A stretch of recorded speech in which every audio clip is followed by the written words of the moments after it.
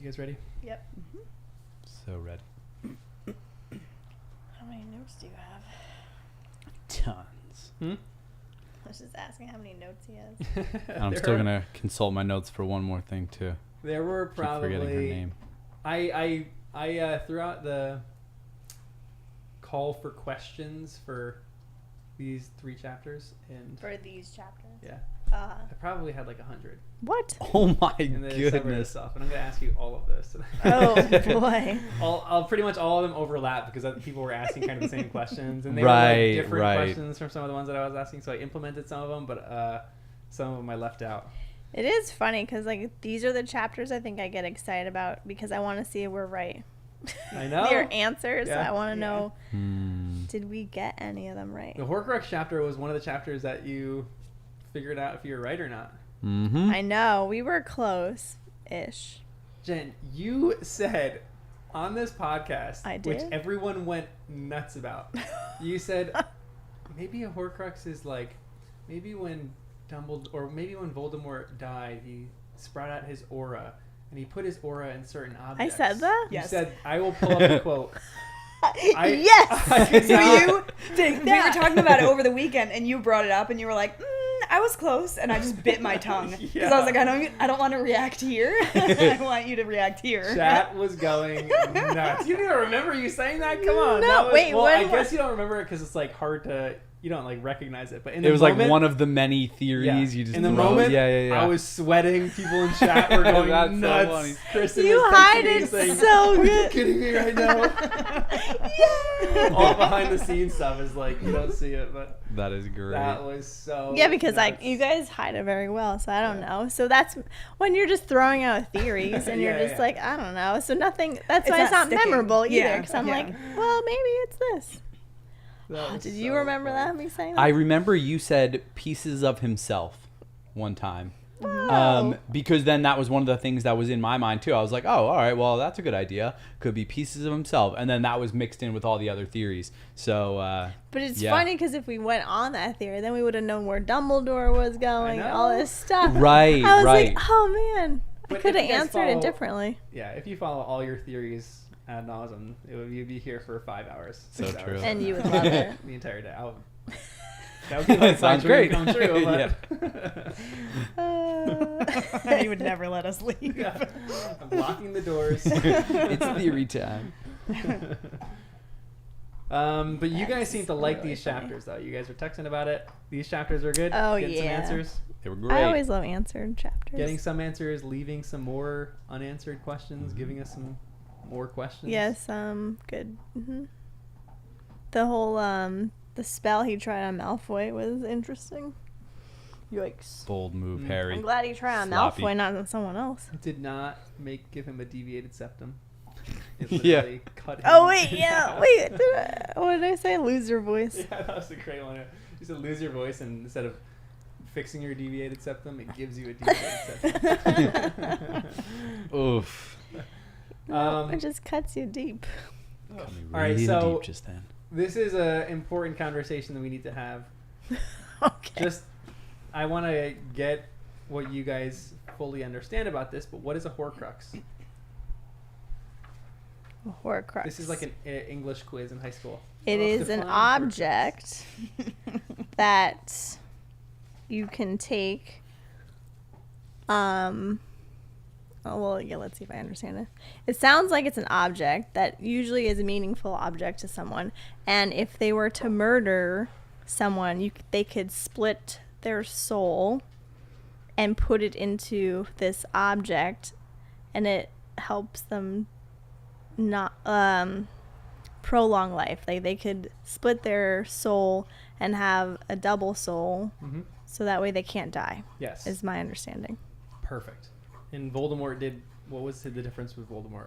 He wanted to do multiple 7 ones times. because 7 is a magic number that's meaningful in the wizarding world. So 7 would. He asked what if you did 7 times, and he had to kill 7 people. Yeah. I would think, but I thought he killed way more than 7 people. So for me, I was like, is it a certain, or is it he killed people through other people? So it's not really him killing.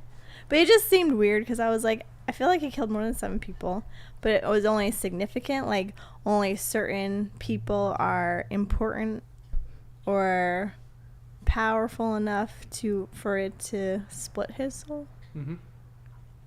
Because he definitely killed more than 7 Yeah, people. he killed more than 7 people, but I think Or it's it was probably intentionally. some of the first 7 people that he killed, and then after that, he might have killed more people. Hmm. Actually, because Because it was probably in between. He probably killed a few people in between, and just maybe the more meaningful That's what I was trying people to get that he at. killed Is were the that ones what that he is turned into the word? Horcruxes. Hmm. Or he didn't turn them into Horcruxes. Because then but Harry Potter's kill was supposed to be the 6th one or something. I don't know if we 5th? know which one. I thought Dumbledore said it, but I Well, don't take that'd be notes. good because I was kind of wondering that too. Like what order he got to. I was thinking when he got to Harry, was that the last one or was it the second one? You know, like did he only have one Horcrux and then that's what kept him alive? Because he said he was farther along the path to immortality, but I was like, does that mean he had all 7?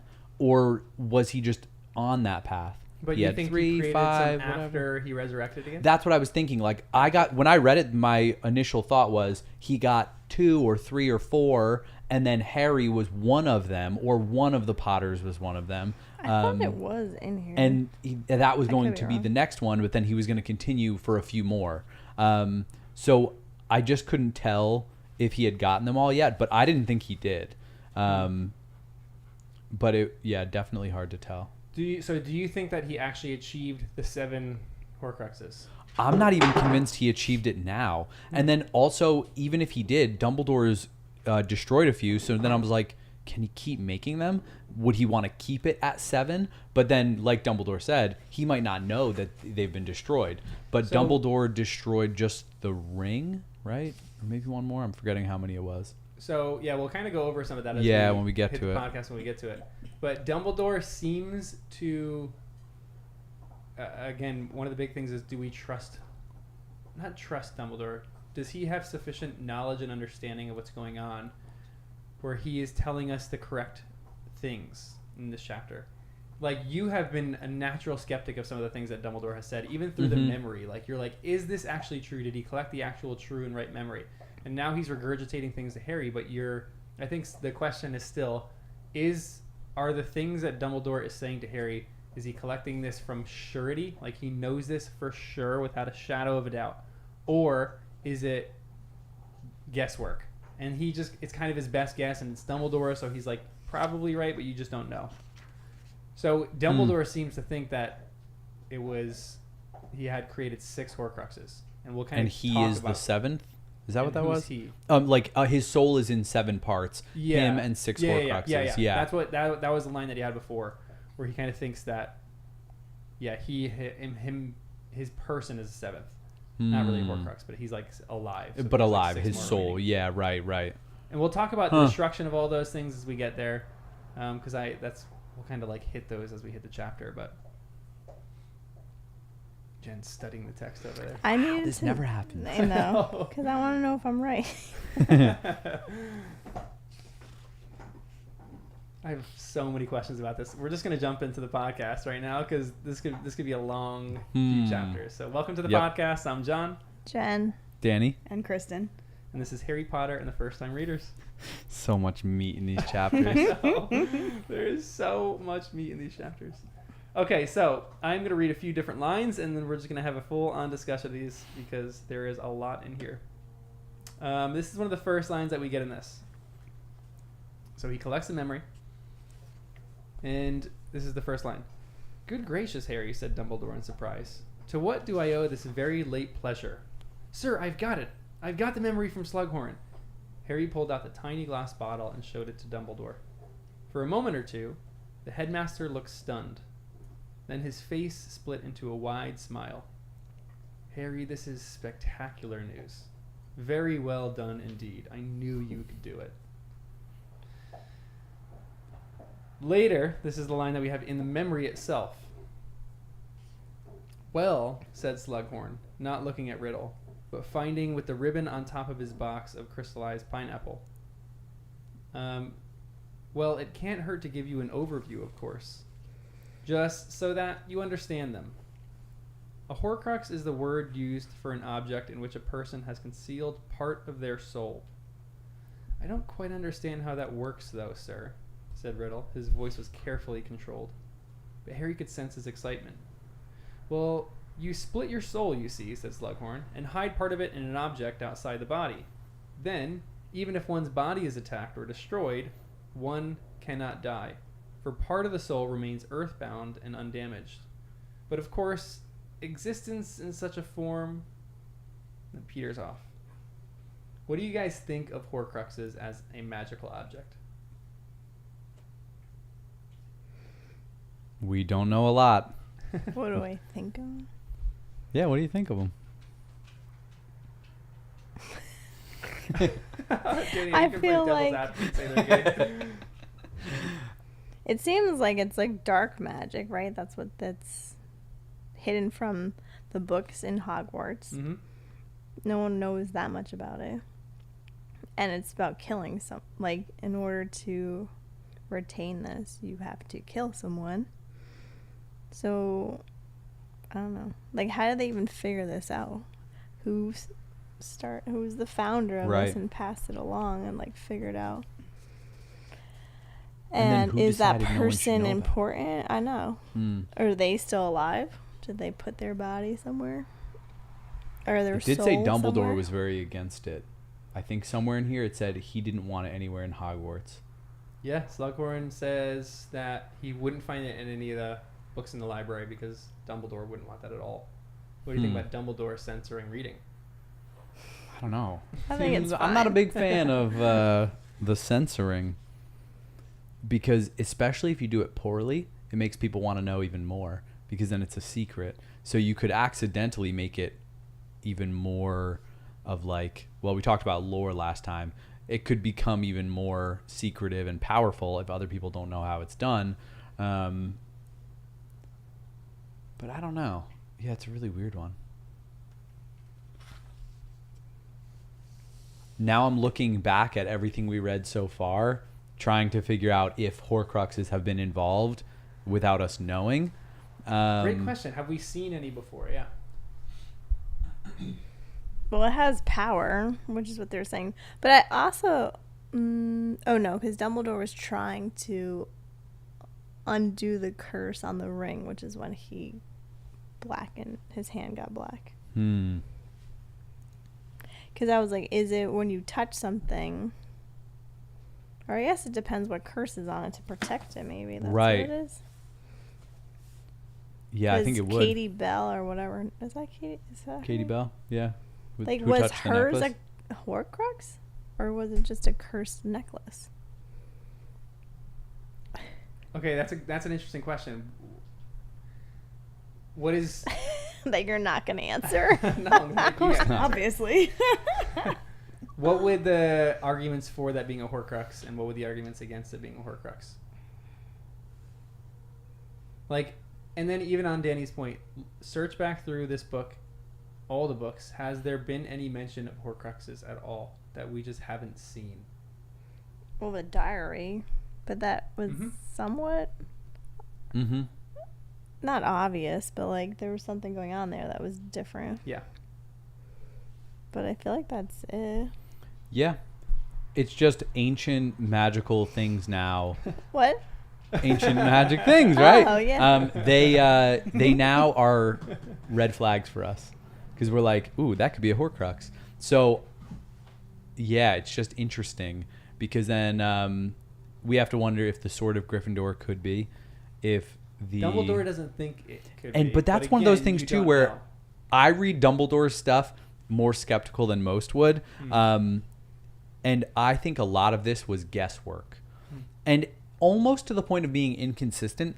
Dumbledore called this memory the most important memory. Why? I don't know. Because he got a number there. He got a number from Voldemort that he wasn't sure about. How got a many, number? How many Horcruxes? He has an idea now of how many there could be out there. Because he said 7. Because he said, "What about 7, Slughorn? That's the magical number," and that was taken out of the memory. All right, that is a pretty important one. Yeah. But I also just feel like it's not that important. Like, for example, Why he said that as a not? kid. He's trying to actually get rid of Voldemort. No, I know, in order but to do that, you need to know if his soul is in. But how does he know? Because all he knows now is, as a teenager, he thought 7 was cool. Well, what if he turned 20 and thought 10 is cool? You know what's cooler than 10? 15. You know what's cooler than that? No, because 40. it's You not. know, so But not. Yeah, it's yeah. not just cool. It's a significant number. in the magical world. Yes. And that kind of makes sense, but then why make it Okay. 7 parts including your own soul if you could have 7 horcruxes? Wouldn't that be also? That's what he's trying to do. I thought. You're saying 7 horcruxes, not Yeah. 6 and his own soul. I thought. But even Am I so, wrong? it felt like Dumbledore already kind of knew. He was already hunting horcruxes. He already basically knew what Voldemort was up to, but Or maybe just splitting it 7 times. Maybe it's not 7. right, 7 splits, right? Or yeah, however many that would be.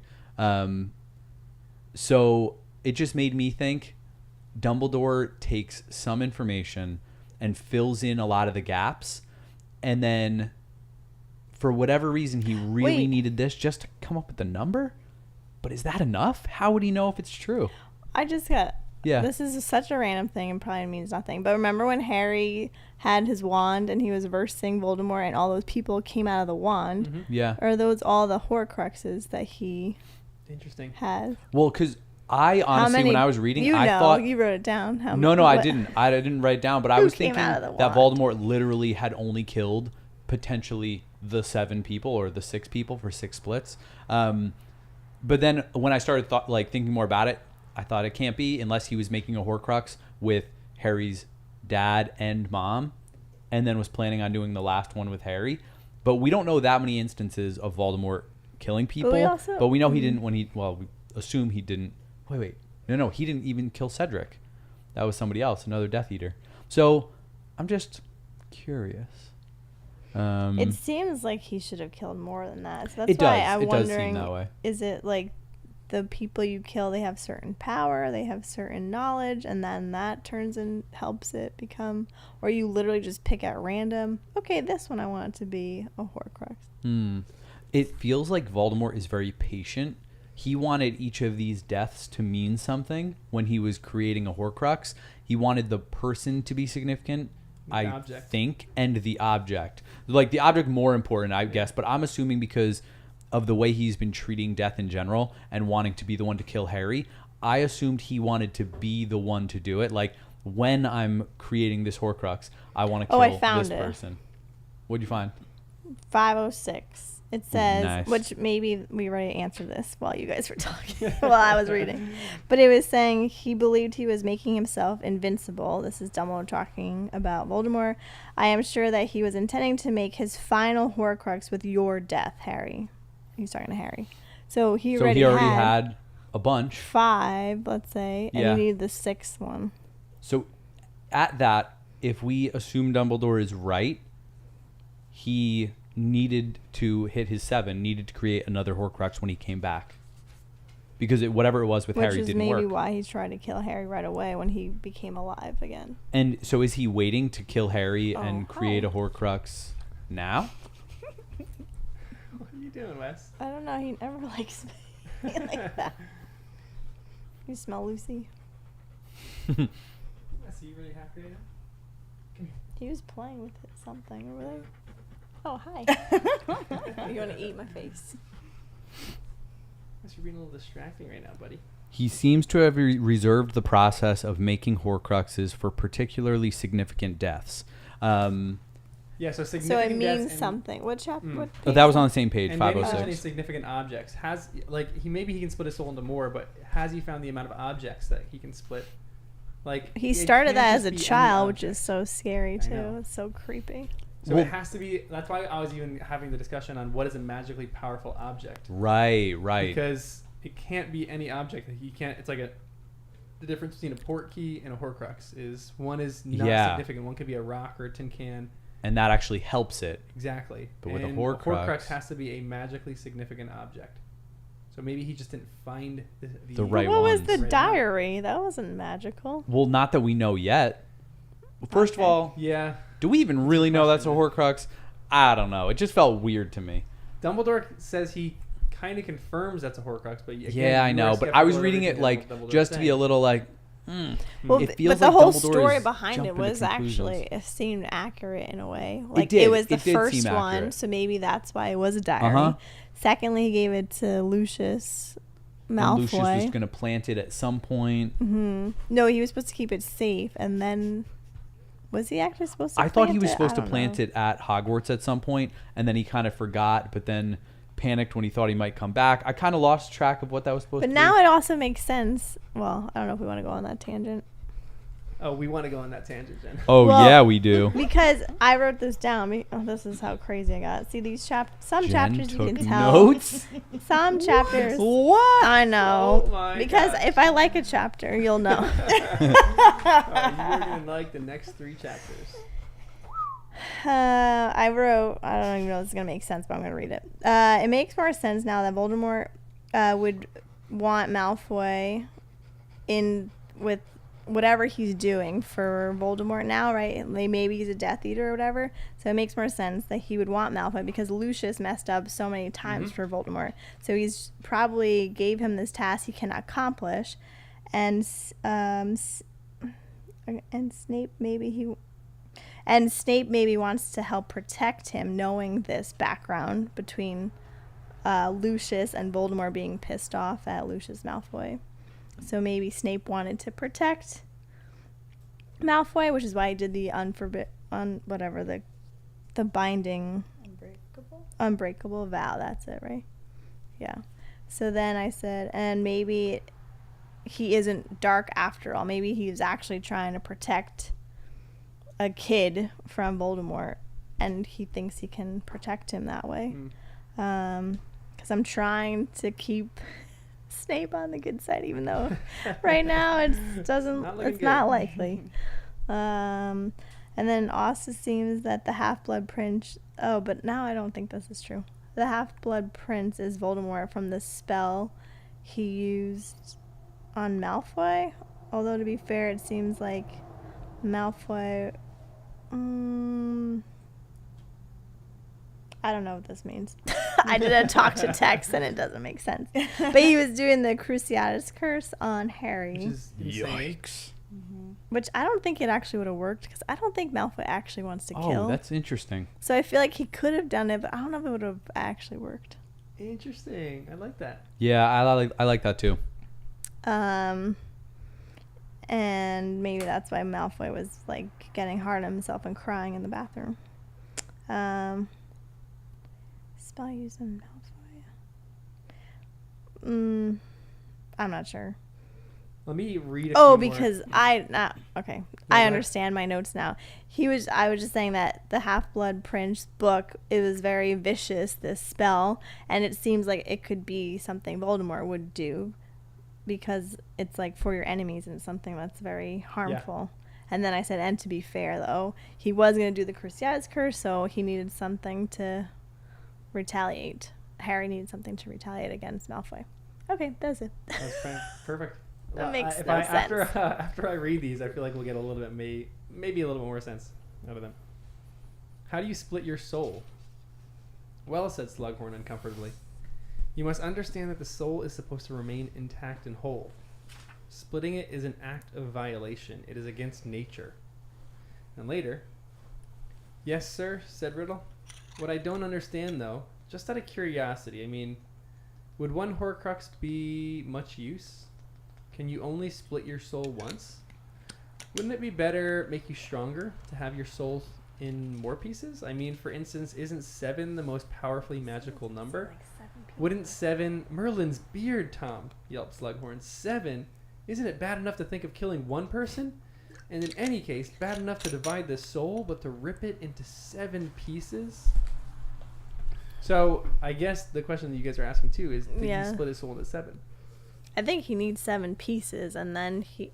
But then would he even be human? I don't know. I don't get it. Because is it like he's human with his soul? Or whatever human is in this instance. Snake human. And then 7 pieces? Or is it 7 pieces 7 of your soul? Horcruxes. Or no, because you said Because it could be Horcrux. either. Question, yeah. I don't know. Is it like 7 Horcruxes and then he's there, or is it He's 6 the bonus guy. Horcruxes and he's the bonus? Right. And that makes a big difference because that's another Horcrux they have to find. And then Dumbledore Dumbledore just would kind be of was like, wrong. oh, so it's 6 of them. And I'm just like, Dumbledore, we don't know. I mean, we have a memory. Again, he was a teenager. It's a long time since then. We need more than just that to be able to confirm. Because then I'm also thinking, let's say we come up with a plan, which I'm just hoping Dumbledore has one. You can eliminate all the Horcruxes and then kill him. But what if you didn't get all the Horcruxes? Would you know that it didn't work? Or would it be like with Harry, he's just gone and people are like, well, did we kill him, or is he in Romania, or like, off somewhere in Bulgaria? Like, I don't know. So it seems really risky because you wouldn't know until he tries to rise to power again. Wouldn't that mean one of his Horcruxes are there in Bulgaria?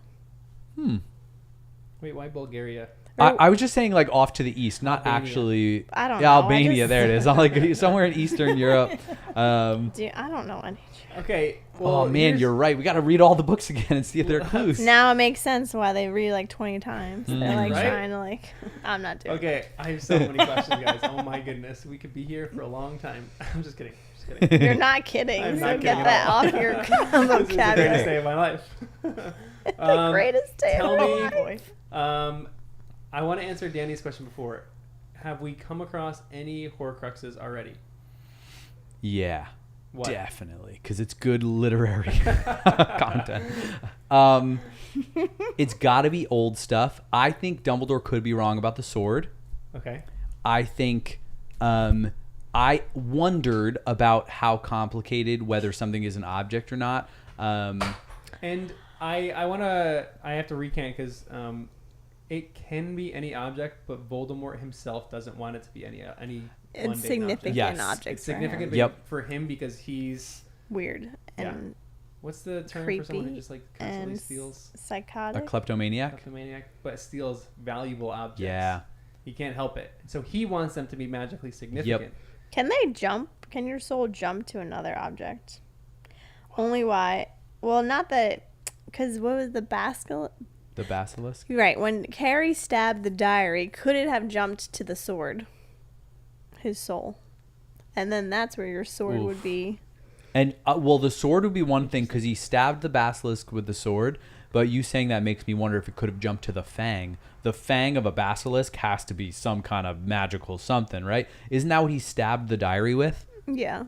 So then, like, So like, it would if you- literally be stabbed with it. But that seems weird. I feel like that's not. How do you kill a Horcrux? That's kind of a thing. Dumbledore didn't tell us. He did it. Oh, that's true. So like what you'd be saying is like if you destroy a Horcrux or like don't destroy it maybe the right way, part of the soul jumps off and latches on to the nearest living Maybe. or nearest like magical object.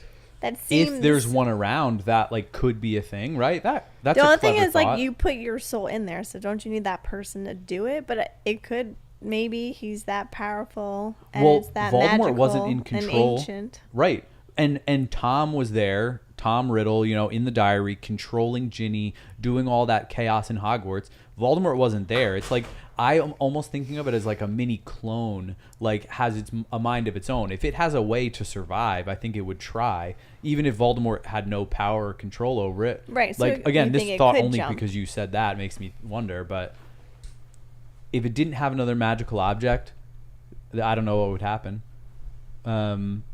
But Dumbledore seems to think Harry took care of it, right? That's what I was reading it It's to. an assumption, yeah. But The you assumption, don't know. but yeah, now I'm just wondering. Danny's still sowing a lot of seeds of discord and, And and doubt, doubt. that we have for Dumbledore.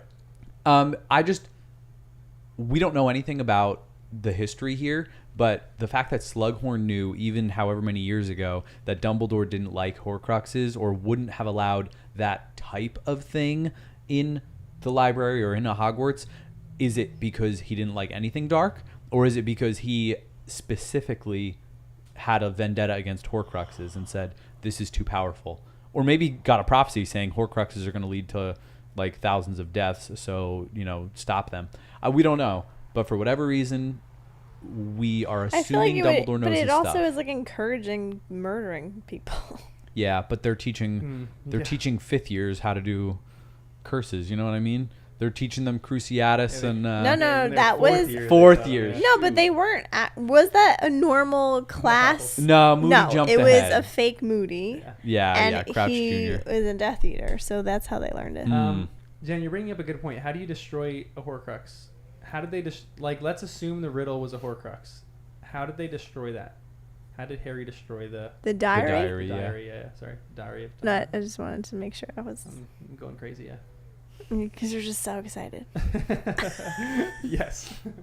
How did he destroy How that? Do you did guys remember?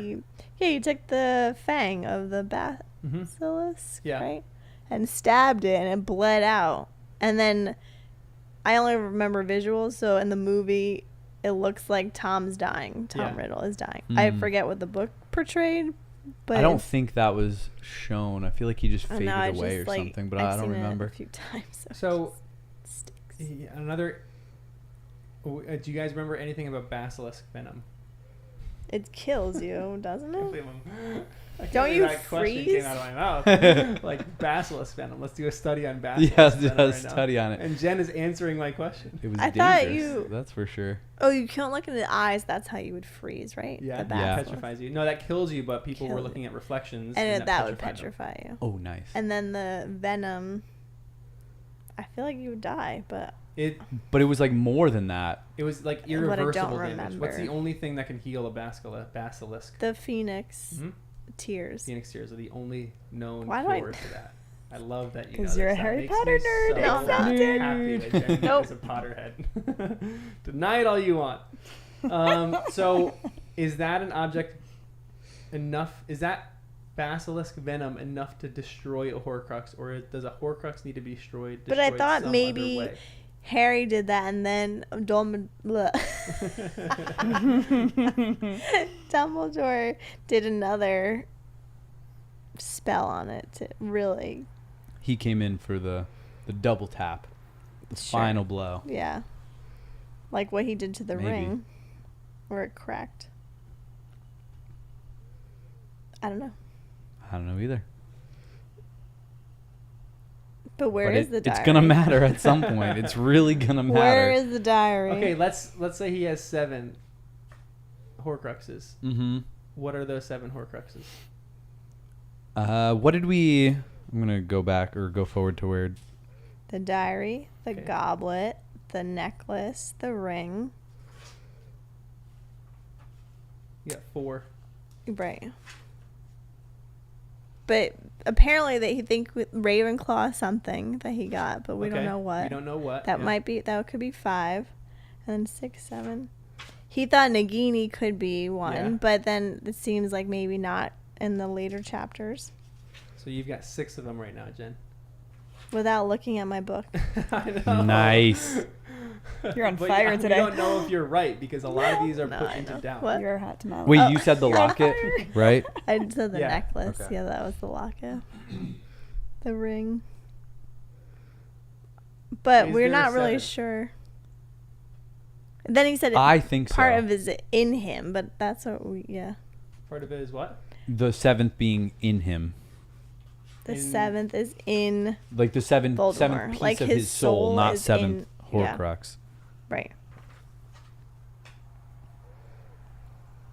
6 Horcruxes, then, said Harry, a little desperately. And then Dumbledore just moves on and says, "But you're forgetting, you already destroyed one, the diary. And I destroyed another, the ring." Certain things. So Dumbledore, he doesn't say it outright, but he's like essentially confirming, yeah, 6. Could be true. Okay, and Might this is not. here's another longer quote because this is kind of what we're talking about. But now, Harry, armed with this information, the crucial memory you have succeeded in procuring for us, we are closer to the secret of finishing Lord Voldemort than anyone has ever been before. You heard him, Harry. Wouldn't it be better to make you stronger, to have your soul into more pieces? Isn't 7 the most powerfully magical number? Isn't 7 the most powerfully magical number? Yes, I think the idea of a 7-part soul would greatly appeal to Lord Voldemort. He made 7 Horcruxes, said Harry, horror-struck, while several of the portraits on the wall made similar noises of shock and outrage. But they could be anywhere in the world, hidden, buried, invisible. I am glad to see you appreciate the magnitude of the problem, said Dumbledore calmly. But firstly, no. Harry, not 7 Horcruxes. 6th. The 7th part of his soul, however, resides in his regenerated body. That was the part of him that lived a spectral existence for so many years during his exile. Without that, he has no self at all. That 7th piece of soul will be the last that anybody wishing to kill Voldemort must attack. The piece that lives in his body. So is Dumbledore right about this? He seems sure, but do you trust his word on this? Never. No, I should. I mean, yeah, but I feel like it makes knows more a lot. sense now that I re-listened to it. Yeah. That chapter. It does make sense. Because wherever he had his Horcruxes, he was like his soul as a body did not or human did not exist. He went into all of his Horcruxes. Mm-hmm. So then to recreate his body, he had to bring them together. So to me that seems like it counts like as a Horcrux. Like his body now is a Horcrux holding his soul together. Does that make sense what I'm saying? Interesting. Yeah. So wait, are you kind of saying that like in order to become whole again, or not become whole, but like can he become reanimated by using one Horcrux, or does he have to assemble all of them together? It sounded like from what he was telling the Death Eaters, he had pieces everywhere. He was in pieces and he came together. But he also lost his body because it was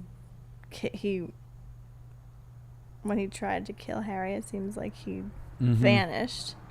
Right. And dispersed, in his soul split into all those or he survived in all those Horcruxes. Yeah, he survived in all those Horcruxes. But like he didn't have a body, so like to me, this regenerated body is like a Horcrux holding his soul. That's what it. I'm not sure if I'm explaining that correctly. He's now come back. Because it wasn't the original body. Like Yeah, now so he's come it's back, very so it's different than part the of his original, right. soul. So that's 7. So he's not whole, and that's like one of the things that they always say in this. Right. That's what I'm thinking. So that's why I'm like, oh, Dumbledore's right. It's not. He doesn't have 7 Horcruxes now because one of them is now him as a body. So you're actually saying it was 7 Horcruxes. Yeah. But then he kind of took one over. His body is gone. Lost one, gained one. Yeah. Yeah. I don't But know then how to wouldn't he explain. want to create another one? Or maybe he doesn't need to because it's 7. But I don't know. Yeah. But that's why I disagree with Dumbledore. But now after re-listening to it, Right. I do agree with him. No. I'm wondering if Dumbledore ever tried to make Horcruxes or got sucked into any dark magic, or if he was always good. I'm only thinking that because of the line Slughorn said earlier about wizards of a certain caliber have always been drawn to that aspect of magic.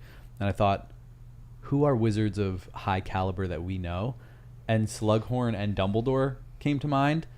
And, well, no, but Slughorn was saying this in the past. I was thinking Crouch Jr. potentially. And then people like Moody, Fudge maybe. But I just wondered who else has gone down this path. And then Isn't on that caliber. Come on. Right, I was like, I He's can't a imagine. politician. He's just rich. And then I reread the part that said it's a banned subject at Hogwarts. Dumbledore is particularly fierce about it. So again, that makes me think Interesting. this is not just he doesn't like dark magic. No, that is a very specific thing. Horcruxes, and Dumbledore, since way back here in the in the memory, has been against them. So he's got experience with Horcruxes, and at this point, I mean, in present time, Dumbledore, I feel like, must know everything there is to know. If he's spent all of this time since Voldemort the first time, he's hearing rumors of Voldemort, I feel like he must have done some pretty intense stuff. But do you think he ever went that far as to split his soul, or try to split his soul? Dumbledore? Is that why he's banning it? Because he attempted this and he realized how damaging it was? I don't think he would have attempted, I don't think he would have killed anybody. Yeah. But I don't know if there's another way to split your soul. But how would we know? Slughorn seems like murder is the only thing that can split your soul. But you know what? There might be more. Because, well, here's what comes to mind. Wow, I just built a whole backstory for Dumbledore that doesn't make any sense. Dumbledore had a family. a wife and kids, and they were murdered, and that split his soul out of mourning. Because what I'm thinking is the soul splitting is not the way Slughorn said it. It sounded like you lose a piece of who you are. What if his You brother? know, metaphorically too. Whoa. What's his brother's name? Aberforth. Aberforth, the goat one. That's Um, split soul. So, I don't know, but I imagine if there was another way to split a soul, it would be something like intense grief or insane hardship or something else. Could Tonks be splitting her soul into a Horcrux now? Whoa. And what would it be? What Horcrux? I disagree with that. Well, the thing is, if you didn't know how to split your soul, you can be heartbroken, you know? But if you didn't know how to put it into an object, then like you have a broken heart inside, you know? It doesn't go anywhere. You don't now have it doesn't take the form of something in your house. Can you put it in an object? Can you take that out because maybe it hurts so much and put it in an object and save it? As like a process the grief by removing it. Like if that Tonks was like, pensive? let me remove some of this. Yeah. Maybe that's in the same That is vein like a pensive, as that's a thought maybe more, so it's maybe it's a little more detached than part of your soul. Like, in what other ways? What is your soul? That's a great question. What is the soul? What is love? Come What on, is the John. soul? I feel like you should answer that for us. But if you're thinking about it, if Slughorn says murder is the only thing, not the only thing, but that's what he thinks is the way that you create Horcruxes, but can you create it in other ways?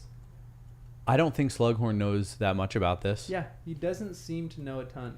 But it's dangerous enough that Dumbledore wanted all information destroyed. But maybe that was all for this moment because he doesn't want Voldemort to realize there are other ways of doing it. But Voldemort's not above killing, so I guess that doesn't really matter. Yeah, I don't know why Dumbledore wouldn't want that. I mean, it kind of makes sense, but it doesn't feel that consistent with all the other like kind of intense things that wizards learn about. So, could you split your soul from like depression or losing someone that you love, or like is there other crimes that like is creating an inferi a way that you can split your soul or something like that? I can't imagine that being one. I feel like it would only have to be murdering someone. Although maybe. Because that's something like you're killing a soul so you can split yours. Yeah. It's reminiscent, I'm going to nerd out even more, the whole Marvel series, when they take the soul stone, I don't know if you guys know. Yeah. You know what, vaguely. Stone, they have to sacrifice a soul in order to gain the soul stone. Oh, So yeah, someone yeah, has yeah. to die at that part, and they regain the stone. So is the same thing true? I mean, I feel like Jen's theory on that is pretty accurate. Like, you have to destroy a soul in order for your soul to be split or something like that. But can a soul be destroyed? Can your own soul be split in half by mourning someone that you love that their soul was destroyed, or in any other way? It's like just interesting things to think of. We don't have to answer because those then right now. Harry would be able to do that. If Well, he maybe he was knew too young. how? Oh, yeah, with his own parents. Maybe too young. Yeah. It was so long. He's only hearing Neville, stories. was he the Yeah. same age? Same age. Oof. He's but been the through a grief lot. that they experience now maybe could do it. Harry's longing when he looks into the mirror of Erised is for his parents. Yeah, I know. Oh yeah, he brought that up. And even Tonks, like, I could see it happening accidentally. If someone gave her an out and said, hey, there's a way to deal with this pain, and you can just kind of get rid of it, and you're going to forget some things, and you're going to feel like a part of you is missing, but you won't be in pain going anymore. to want to have their soul I think you have to be pretty messed You'd have to up, be desperate, like yeah. a murderer, and wanting your soul to be split, because then you're not really you. But I think the point being, Or your something. soul, in the case of like some kind of depression or deep sadness and mourning a loss, your soul is already split, but it's like a painful part of you. So if you moved it into something else as like a coping mechanism, you could accidentally maybe create a Horcrux. I'd rather just put that thought in a pensive and forget about Yeah, it. right. And not split my soul. Yeah, agreed. Agreed. Absolutely. Here's it's dark another stuff. line that I want to talk about. But the 6th Horcrux then, said Harry, a little desperately, how are we supposed to find them? You are forgetting you have already destroyed one of them, and I have destroyed another. You have? Said Harry eagerly. Yes, indeed, said Dumbledore, and he raised his blackened, burned-looking hand. The ring, Harry, Marvolo's ring, and a terrible curse there was upon it too. Had it not been, forgive me the lack of seemly modesty, for my own prodigious skills and for Professor Snape's timely action when I returned to Hogwarts, desperately injured, I might not have lived to tell the tale. However, a withered hand does not seem an unreasonable exchange for a seventh of Voldemort's soul. The ring is no longer a Horcrux. So Dumbledore seems to think the diary and the ring are for sure But like, Horcruxes. what happens when it's destroyed? Like, you see the soul like Great point, yeah. like misting out, Right. and like it's like It's just gone Smoke. then? Yeah. Right. And why is there such a terrible curse on it? What has happened to Dumbledore's hand? well, Snape had to help him with it. Mhm. It seemed like it backfired on. Did the Horcrux try and jump into Dumbledore or something? Hmm. And You can jump into a human. maybe This- the Nagini throws Jump me into off. a living thing. So do you think it can jump into a human? Do you think like the part that was Dumbledore? Ew, destroyed is in that the what ring what's tried to his name? latch The onto? professor was? Quirrell. Quirrell? Yeah, kind Ew. of. It feels like Ew. He was Horcrux a host adjacent. more than- Yeah, right. That's disgusting. But that's why it feels weird. I'm like, how much is it an object, or could it be a person? Could it be You're not like, gonna like what I'm gonna say. Say it. oh boy. Please. Oh boy. No, it's about J.K. Rowling. Whatever. I don't know how to say her name. She, like, how come he was in a host, but then this Horcrux, like, I feel like she just keeps changing what She's she changing wants the to do. rules. So I this- don't get it. This is kind of what they think happened when Voldemort was destroyed. He wasn't completely destroyed initially with Harry. Like it wasn't like everyone knew he was going to come back, so he fled and he went to Albania, and he lived a half existence in Albania. But that is, I don't even understand what you're saying. like his soul was like crushed to the point. Like if I Like, went, was he actually a being, or it was just soul? it was that part of his soul. He wasn't a being yet. He went and like lived among like rats and all that kind of stuff. Like he said. But then in the his fourth book. Horcruxes, I don't get it. They're all over, so wasn't that how he survived? Or you're saying so this that is how he different? survived. But like he couldn't scratch an existence. Like his soul was just like there. So I don't know if he couldn't like kill himself there to go reanimate in a new soul. But it seemed like he was so weakened and he was like trying to gain strength because he didn't want to destroy that part of that was like the original. That was like the OG Voldemort. So when he did that, Quirrell stumbled across and he took possession of Quirrell's turban head, and that was like him trying to rise to power. So it was like Voldemort was at peak power, then he descended into almost nothing, but he wasn't nothing yet, and then he reascended as Quirrell 14 years later, and then that was part one of who Voldemort was. When he was destroyed at that moment, that was like the original part of Voldemort that was destroyed. And then the diary was destroyed after, which Dumbledore thinks is a Horcrux. He was reanimated in some weird way in the fourth book that you don't know. Was he animated by a Horcrux in the fourth book? His bones of his dad? Was that a Horcrux? Well, I was thinking even before that, like his little worm self, and then But that that's what I is don't. what I can't becomes follow more- anything. So I could have followed it before when he like wasn't a being at all, and all the Horcruxes, and somehow his soul could come together. Maybe that doesn't even make sense either. Well, I just think we don't understand it enough. It's like Yeah. complicated Yeah, ancient true. magic. Here's a side question off of this. Will Where we do you get think the answers? Horcruxes are hidden? Oh, that part didn't sit that right with me. Like, why would he just scatter them about? Like, Dumbledore think- almost made it well- sound like, oh yeah, there's a diary here and the ring there and whatever. And he why would he leave the ring in the ruins of Yeah, but it had so many the house of curses his on the family? house. Okay, True, but that's what made it easy for Dumbledore to find them. So Great. that's a problem. wait.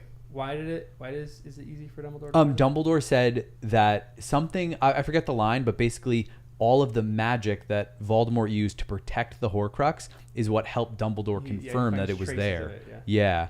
So he was able to see traces of the magic that was supposed to protect it. So maybe the average wizard wouldn't have been able to do that. But Dumbledore knew what to look for and said, okay, I see some pretty intense spells over here. Here's another something. thing too. What do you think Voldemort's biggest flaw is? He likes showing off his For sure. wins. Let's count all of his flaws. He likes showing off his wins, 100%. He's selfish and untrusting. Selfish and untrusting. He likes to be alone. True. Loner. Yep. He's a loner. And that plays an important role into like even some of the stuff that Dumbledore is saying. You guys mentioned this before. Does he have any friends? Doesn't have real friends. Does fear count as one, or is that something different? How do you think he's fearful? That's an Well, this interesting is jumping. I think it was the last chapter that we read. But it was because his own... What made the prophecy come to fruition was because of his own fear. Of the prophecy, yeah. That's And a of great being point. destroyed, yeah. Yep. So it was like a... I don't know what the word is. Yep. I don't know what the word is either, but I think that's a great point. I was going to say oxymoron, but I don't know if that's... In my head, that makes sense. And I can't figure out how to word it, but something, of course, with love. He underestimates, because he can't feel love and like bonding and friendship and fellowship and all that. He underestimates all of that power in magic, and even muggles can experience. So I think he feels a little bit one-sided, maybe. Yeah. I think he underestimates ancient magic too. Nice. Oh, okay. Great point. His underestimation of certain things. What does Voldemort underestimate? Ancient magic. Love, which Love. is part of it, I guess. Yeah. Right. Do you feel like he underestimates every other wizard in the world? Harry. Yeah, because he's so arrogant. Yeah, he's underestimated Harry. Big How time. many times? 4 times now. Yeah. And Dumbledore himself has said through the memories that one thing that Voldemort wants is to feel unique and separate from everyone else. He wants to be head and shoulders above, better than everyone else. So he looks down on other people as not intelligent as himself, as like lesser than. So one reason why we think the things are hidden in random spots, but how difficult was it for Dumbledore to procure all these memories, to get these memories? It was like a serious task that he was trying to do. He's been trying for a long time. So, and some of them we're not even sure if they're full, complete memories. Voldemort thinks that if Voldemort knew that Dumbledore had these memories, I think information. This is again why it's such a flex for Dumbledore to call him Tom, because it's like going back to this. He's like, I know who you are, and Voldemort hates that. He wants like his past to be eradicated, but he doesn't think anybody knows what his past is. So he doesn't think anybody knows his mother, his uncle, his father, his grandfather. So he hides this in this little thing, and he hides it in a cave because he doesn't think anybody knows what these things are, or like where these things are, or like anything about his past. So to us, we're like, oh, why would he hide it in a shack? But it was like magically protected, but he hid it in a shack because he doesn't think anybody else knows that part about him. Never guessing that I might one day take the trouble to visit the ruin. Exactly. Or that I might be keeping an eye open for traces of magical concealment. Exactly. So What yeah, does he's that even underestimating. mean? What? Like he can see magical concealment with like a special eye. Moody's I eye. guess. Yeah. His mad eye Moody. Yeah. And who did he leave the diary with? Voldemort left it Lucius. with Lucius. Who was one of his top Death Eaters. So Yeah. Not necessarily like giving it to anybody. That's true. He left the ring in the Gaunt Shack. It was probably magically protected. Where else are Horcruxes hidden? If Nagini is one, he keeps Nagini by his side pretty much at all times. Where else would he hide? I feel like he Horcruxes? wanted to put one in Hogwarts. Do you think he was able to? That would be a good spot. I don't know. If he Where did, would it you hide feels one? like it's in the room of requirement right now. Oof, that's a rough Where's Waldo moment. That would be brutal to try to find. That's what I was like, did he take over? Because that would be the perfect place to hide them all. We also don't know how it works, but I was Wouldn't wondering. it be? Oh yeah, literally all of them. You Oof. literally, That's where Harry is going to hide something. So Yeah, I don't know. To me, I'd be like, you just hide them all there. That's why he wanted in throw on them all Hogwarts. in there. You can't even get to them. Well, I was wondering how big it can be. Could all of Hogwarts be one? Could Peeves be one? Could you make like a building a All right, Horcrux? now it's getting crazy. I can't process that. So you actually think that it could be like a living thing?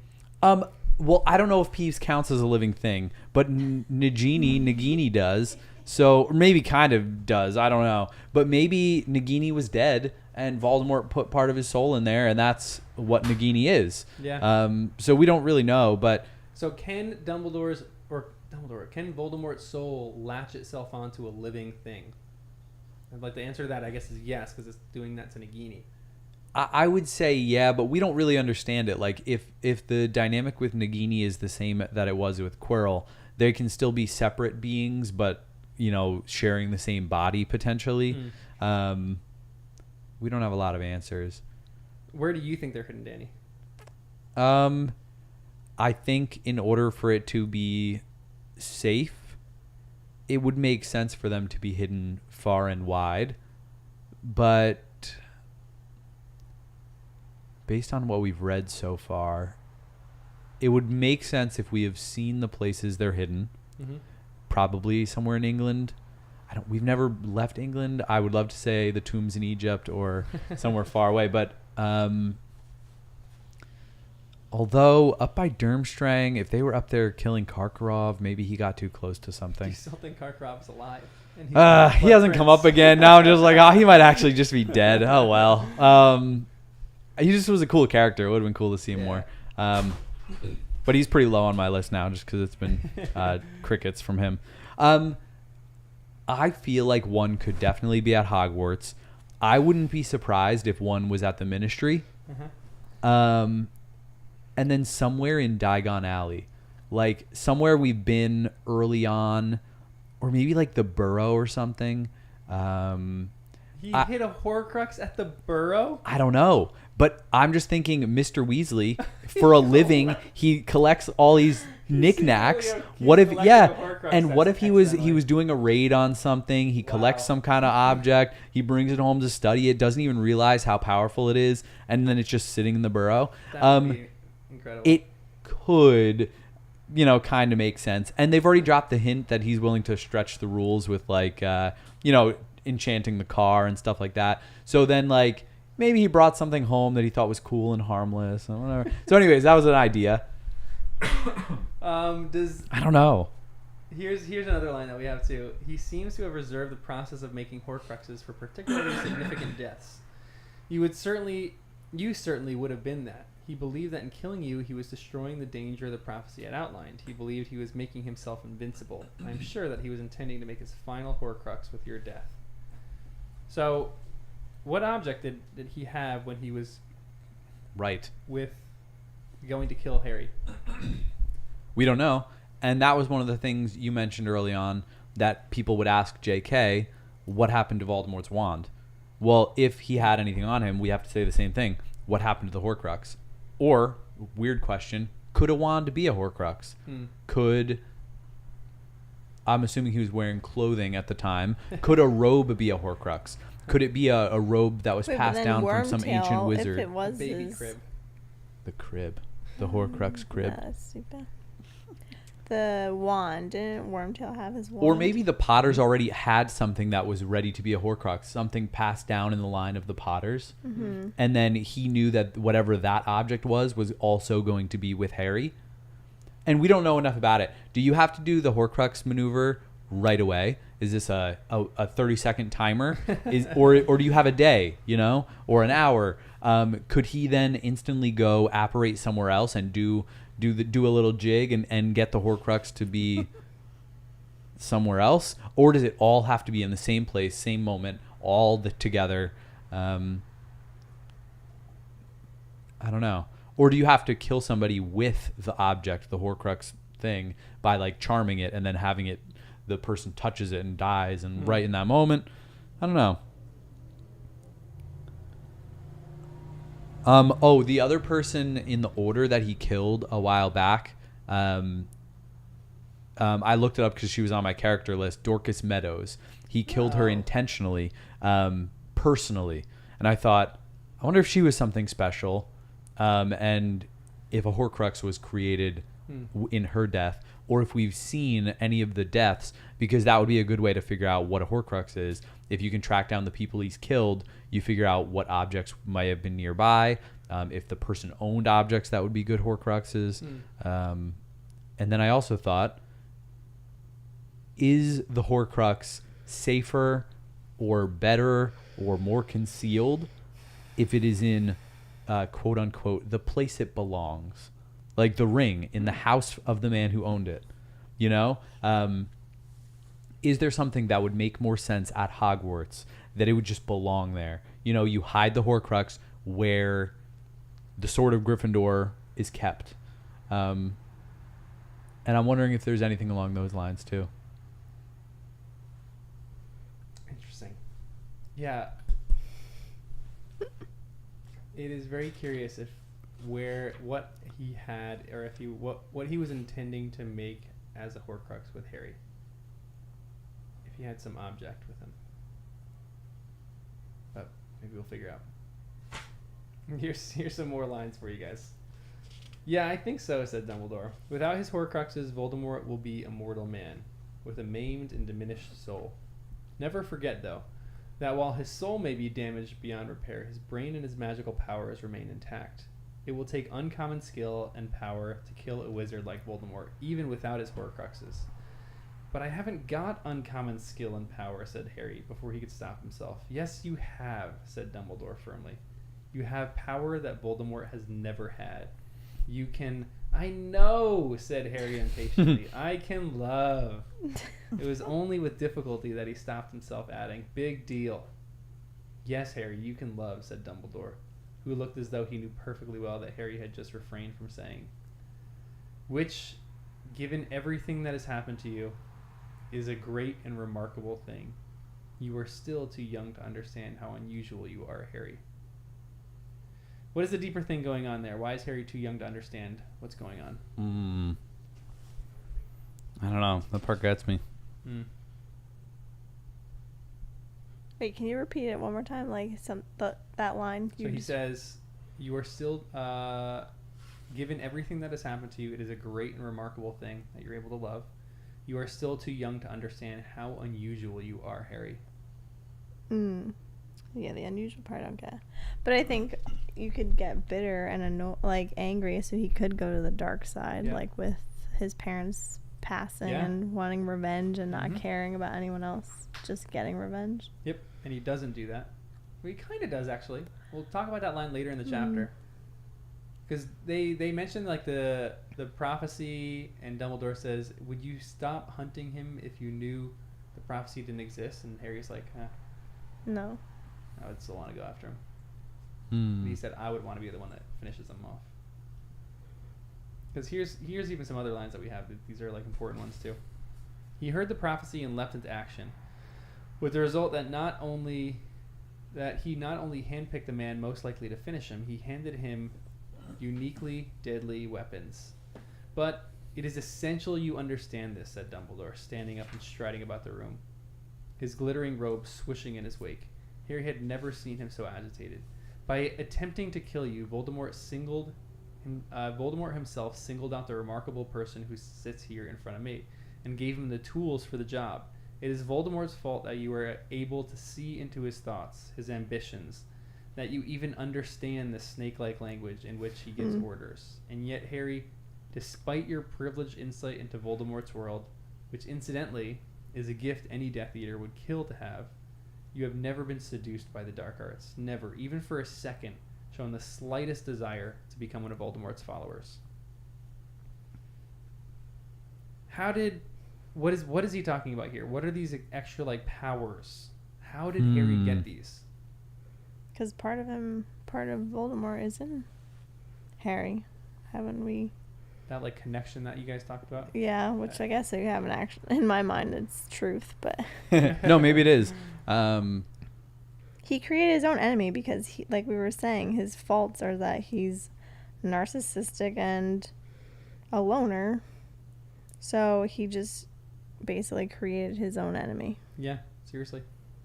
And then it's protected by love because his parents died for him. So his enemy with powers, and then on top of that, all this love ancient magic that he wants nothing to do with. It's like, okay, it's created.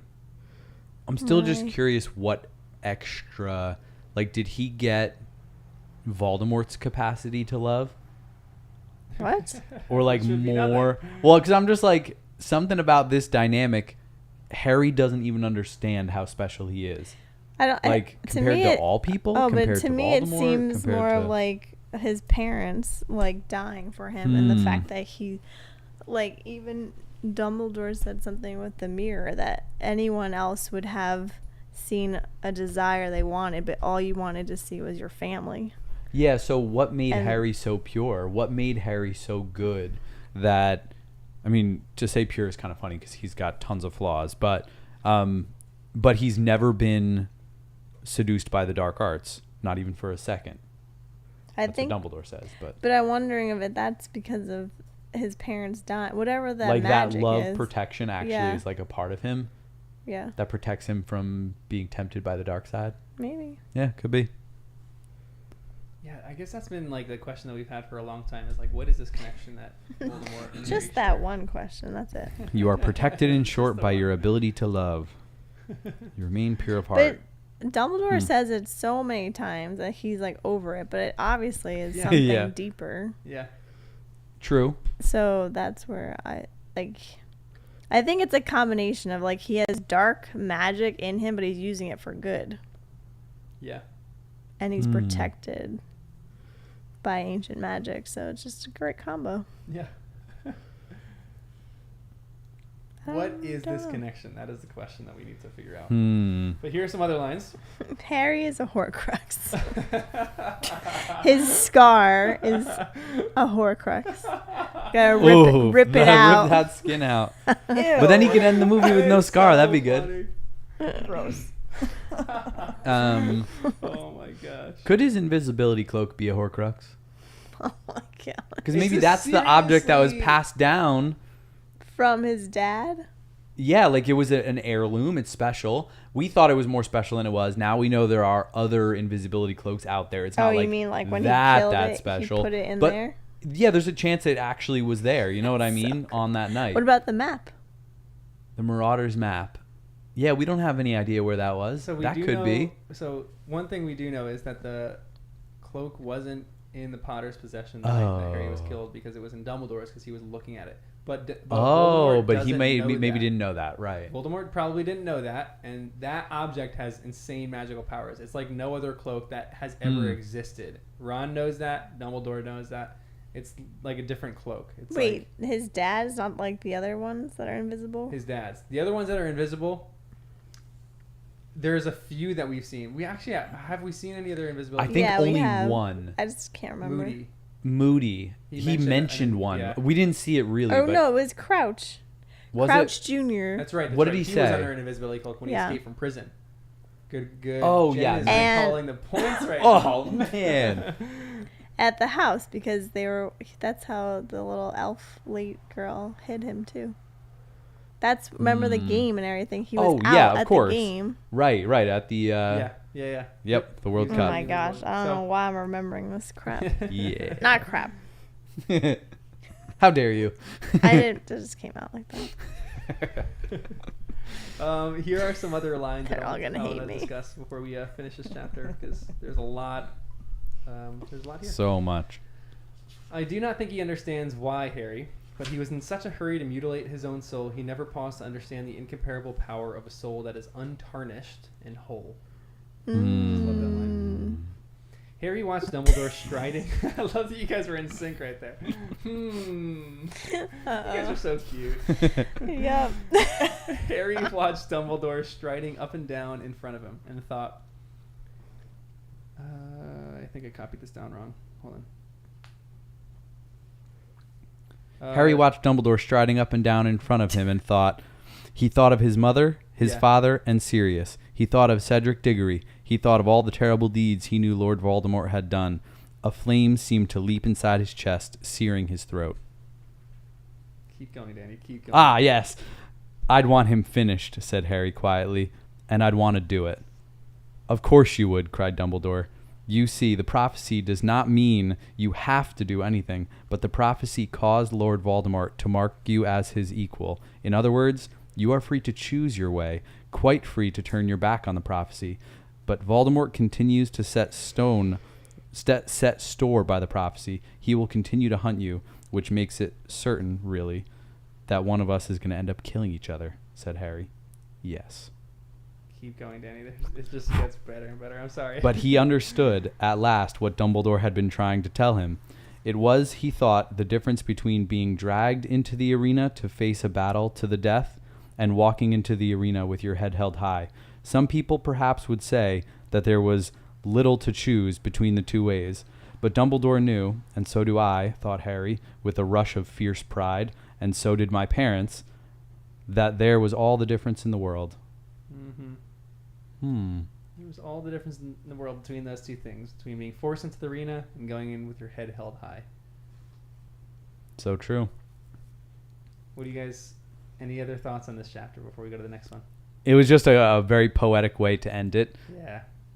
Because I think those are the thoughts we're kind of thinking, wait, are prophecies true or are they not? Is it going to happen? Does one of them have to kill? Like, does it even matter? And then this was like a good distinction. And I love that Harry is like getting fierce. You know, he was feeling it.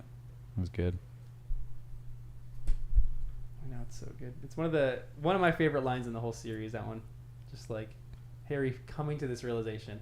He just has like an epiphany at this moment. And he knows that he would still hunt him even if like he didn't have to kill any of these other Horcruxes or anything like that. It's Harry, this is his battle. If the prophecy didn't exist, he would still go after him because what he did to his parents.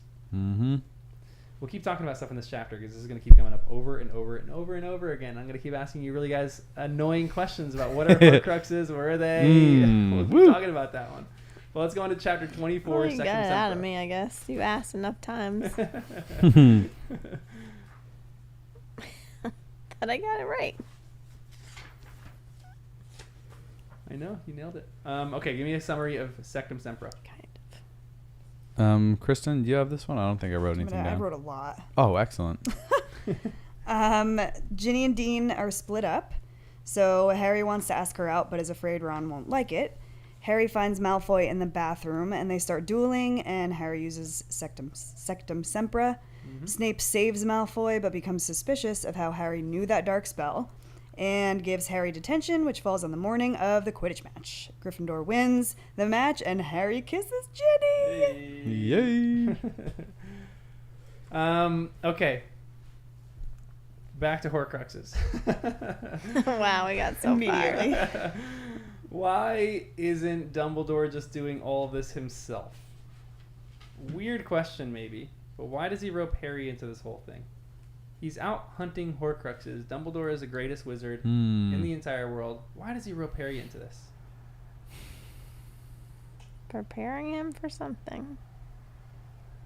Yeah. Teaching him his ways. Maybe he thinks he's not going to make it. Who, Dumbledore? I don't know. And he wants Harry to be ready for whatever. Just a backup plan. I'm afraid your theory of Harry being somehow a Horcrux is a thing. And that really? Harry, like, in the end, imagine it was, then Harry would be the only person who could deal with it. Like, something, I feel like the end has to be that. Or maybe Dumbledore just knows the prophecy. Like, in the end, it's going to be just Harry and just Voldemort fighting. So all of this information whether it's information or, again, I'm even thinking the wand thing. Like, if a wand is with someone for a long time, do you bond with that wand? If a wand has beaten someone before, then is it more powerful the next time? If Harry uses his own wand to destroy some Horcruxes, does that make it more powerful against Voldemort in the future? Like, I don't think this is just Dumbledore being like, yeah, it's cool, field trip time. Like, this serves a greater purpose. We just don't know what it is. So but I'm thinking Harry and Voldemort's wand have the same phoenix feather. Yep. And then we were discussing, does that make Harry's wand more powerful? Or next time? I don't know. Oh yeah, because the we were talking about Yeah, like that power Oh, dynamic. gosh, that was and a long one too. And so if Voldemort's trying to upgrade his own wand somehow, he's like, cool, I'm going to go out and kill a bunch of people to make my wand, feel good again. It's had a losing streak, but we're going to win some battles with this wand. Then Harry might be doing the same thing, destroying some Horcruxes, doing some other stuff with his wand, kind of like, beefing those stats up before you go to battle again. Because again, they've battled a bunch of times and Harry keeps winning. So I feel like this might be a way Dumbledore can either be training Harry just practically to be better at like high pressure situations, or very intentionally, specifically. But also with the Horcrux, like what if Voldemort had collected back all his Horcruxes? Does that give him more power? Maybe, but then they'd all be in one place. So then you could like, what's safer, spread out or all together? I don't know. Oh, that's actually a really interesting question. What is when you split your soul by murdering someone, how do you make your soul whole again? I don't know. Can you? Collecting all of them and pouring them in a jar and then drinking it. Yeah, another potion and stir them around. So More that's bone a of the father. way to do things, for sure. Is there an unmagical way? Unmagical way to make your soul whole and you just crunch those things, like, or eat those rocks, munch them. You wear everything. Oh, giant necklace, some clinging and clanging little. How could you do it? You crack them. Something. Wait, what are they again? Like, let's you even could melt these things down. So far, they're all like precious metals, right? Melt them down, make them. And then what? Like with some boots. Yeah. Like chainmail out of all melted down stuff. Heavy metal boots the rest of your life. Think about it in non-magical ways at like period. If someone murdered someone, how would you go about? Is there any possible way to make your soul complete after you've killed someone? You give birth to someone. Whoa, that completes you, huh? I don't know. No, it could be replacing a soul. Yeah, sounds terrible. Take a soul, give a soul. Take a penny, leave a penny. I was gonna say you can make amends, but Voldemort wouldn't do that. What? You create a baby? Not me. How would you make Voldemort and Bellatrix. Yeah, but Voldemort's not going to go ask for forgiveness. That's how he gets it back. Ooh. You can't be a full soul, but you can pass it on. Kid. That should not be born. Disgusting.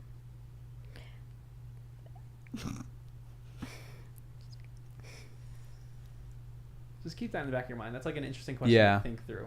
If Voldemort can actually have the pieces of his soul, like, do you think a redemption arc for Voldemort would be possible? Nah. Really, he's too far gone. He's too far. I couldn't. What? But Malfoy, become intact. those tears, they got me a little bit. I know. I was like, let's talk about those. And then I think Harry went too far. So like, I was like, Voldemort, no redemption. But even Lucius, a little bit this chapter, I was a little like, man, he was in a tough spot. I know. I'm not even so sure he wanted to be evil after all this. So this was we don't like him, of course, that we get but with Draco. No one can help me, said Malfoy. His whole body was shaking. I can't do it. I can't. It won't work. And unless I do it soon, he says they'll kill me. And Harry realized, with a shock so huge it seemed to root him to the spot, that Malfoy was crying. Actually crying. Tears streaming down his pale face into the grimy basin. Malfoy gasped and gulped, and then with a great shudder, looked up into the cracked mirror and saw Harry staring at him over his shoulder. Is it shocking to see Draco in this state? Yeah. I didn't find it that shocking. I think I just felt for him. Because like, it almost he has makes a lot sense. of pressure on him, it seemed like. And he wasn't looking healthy or good. Mm-hmm. Snape kept checking in with him, and then he would have like tempered tantrums or outbursts with Snape for questioning his ways of doing things. Right. So I feel like the stress, and then now it's like just breaking down, like I can't do it anymore, which is kind of sad. Yeah. Like his mind can't take the stress of that, so he just has an emotional breakdown. Which one of us hasn't been there, you know? Oh gosh. That's my next question. What was your last emotional breakdown? No, I'm just kidding. Breakdown. Whoa, nice. Last night, last week. Yeah, we're How talking many would hours, you how many- want to Oh, know? my. And Like, very females versus males is going to be a little different, I think. But what is Very Draco often. talking about here? What can he do? And who's going to kill him? All the stuff that he's talking about. Voldemort's going to kill him. He can't kill Harry. And that's that. Or Dumbledore. Or he can't open some thing. I'm not But sure. if his goal... Okay, so this is maybe a wild point. If his goal is killing Harry, he could do it right here, right now, with Avada Kedavra, rather than Crucio. Why wouldn't he use that? So is his goal actually to I kill don't Harry? think he could do any of them. Yeah, maybe. For some reason, I think Crucio might be the easiest of them. Yeah. It might take a little less malice. But now I'm starting to think Oh, I got Voldemort needs to confused kill with the Harry. spells.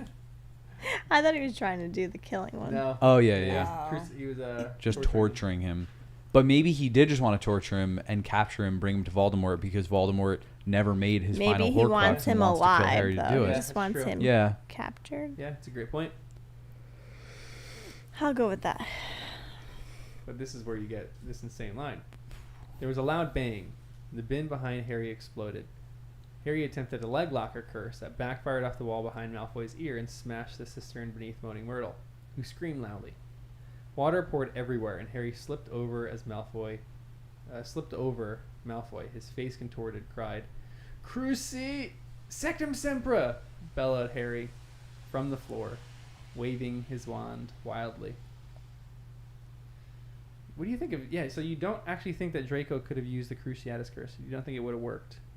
Does he have enough hate in his heart? That's a really, really great question. Is his soul actually... That's what a part of me thought he was crying because he can't actually do any of these curses that he wants to do. Maybe he's practicing.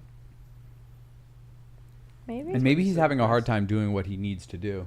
Like maybe he actually has had opportunities to do it already. and Yeah, just but can't like get it he done. can't like consciously like. Yeah. Also, whatever. what bathroom led to the Chamber of Secrets? And is this that bathroom? I don't think it's the same bathroom, no. Okay, cool. Because I didn't think so either, but then I was just like, It was the again, girls' trying to wonder what bathroom. Malfoy's up to. I'm like, is there any chance this is chamber related? Because again, with the diary, with the other stuff, I'm like, That is funny though. it just feels 'cause weird. It was the Another girls' bathroom and Myrtle's around Yeah. again. I'm And like, this is- What? but girls' bathrooms and guys' bathrooms are right next to each other. So I'm suspicious. You guys, I was dying at the podcast last time when we were talking about some of this kind of stuff. Jen goes, maybe he's going into the bathroom with these girls and sucking out their souls or something like that. Yeah. That was Yeah. one of the funniest moments. I laughed so hard when I was editing this podcast on it. Oh my gosh. You're welcome. Classic. Here is another one. Here's like some just interesting lines as well.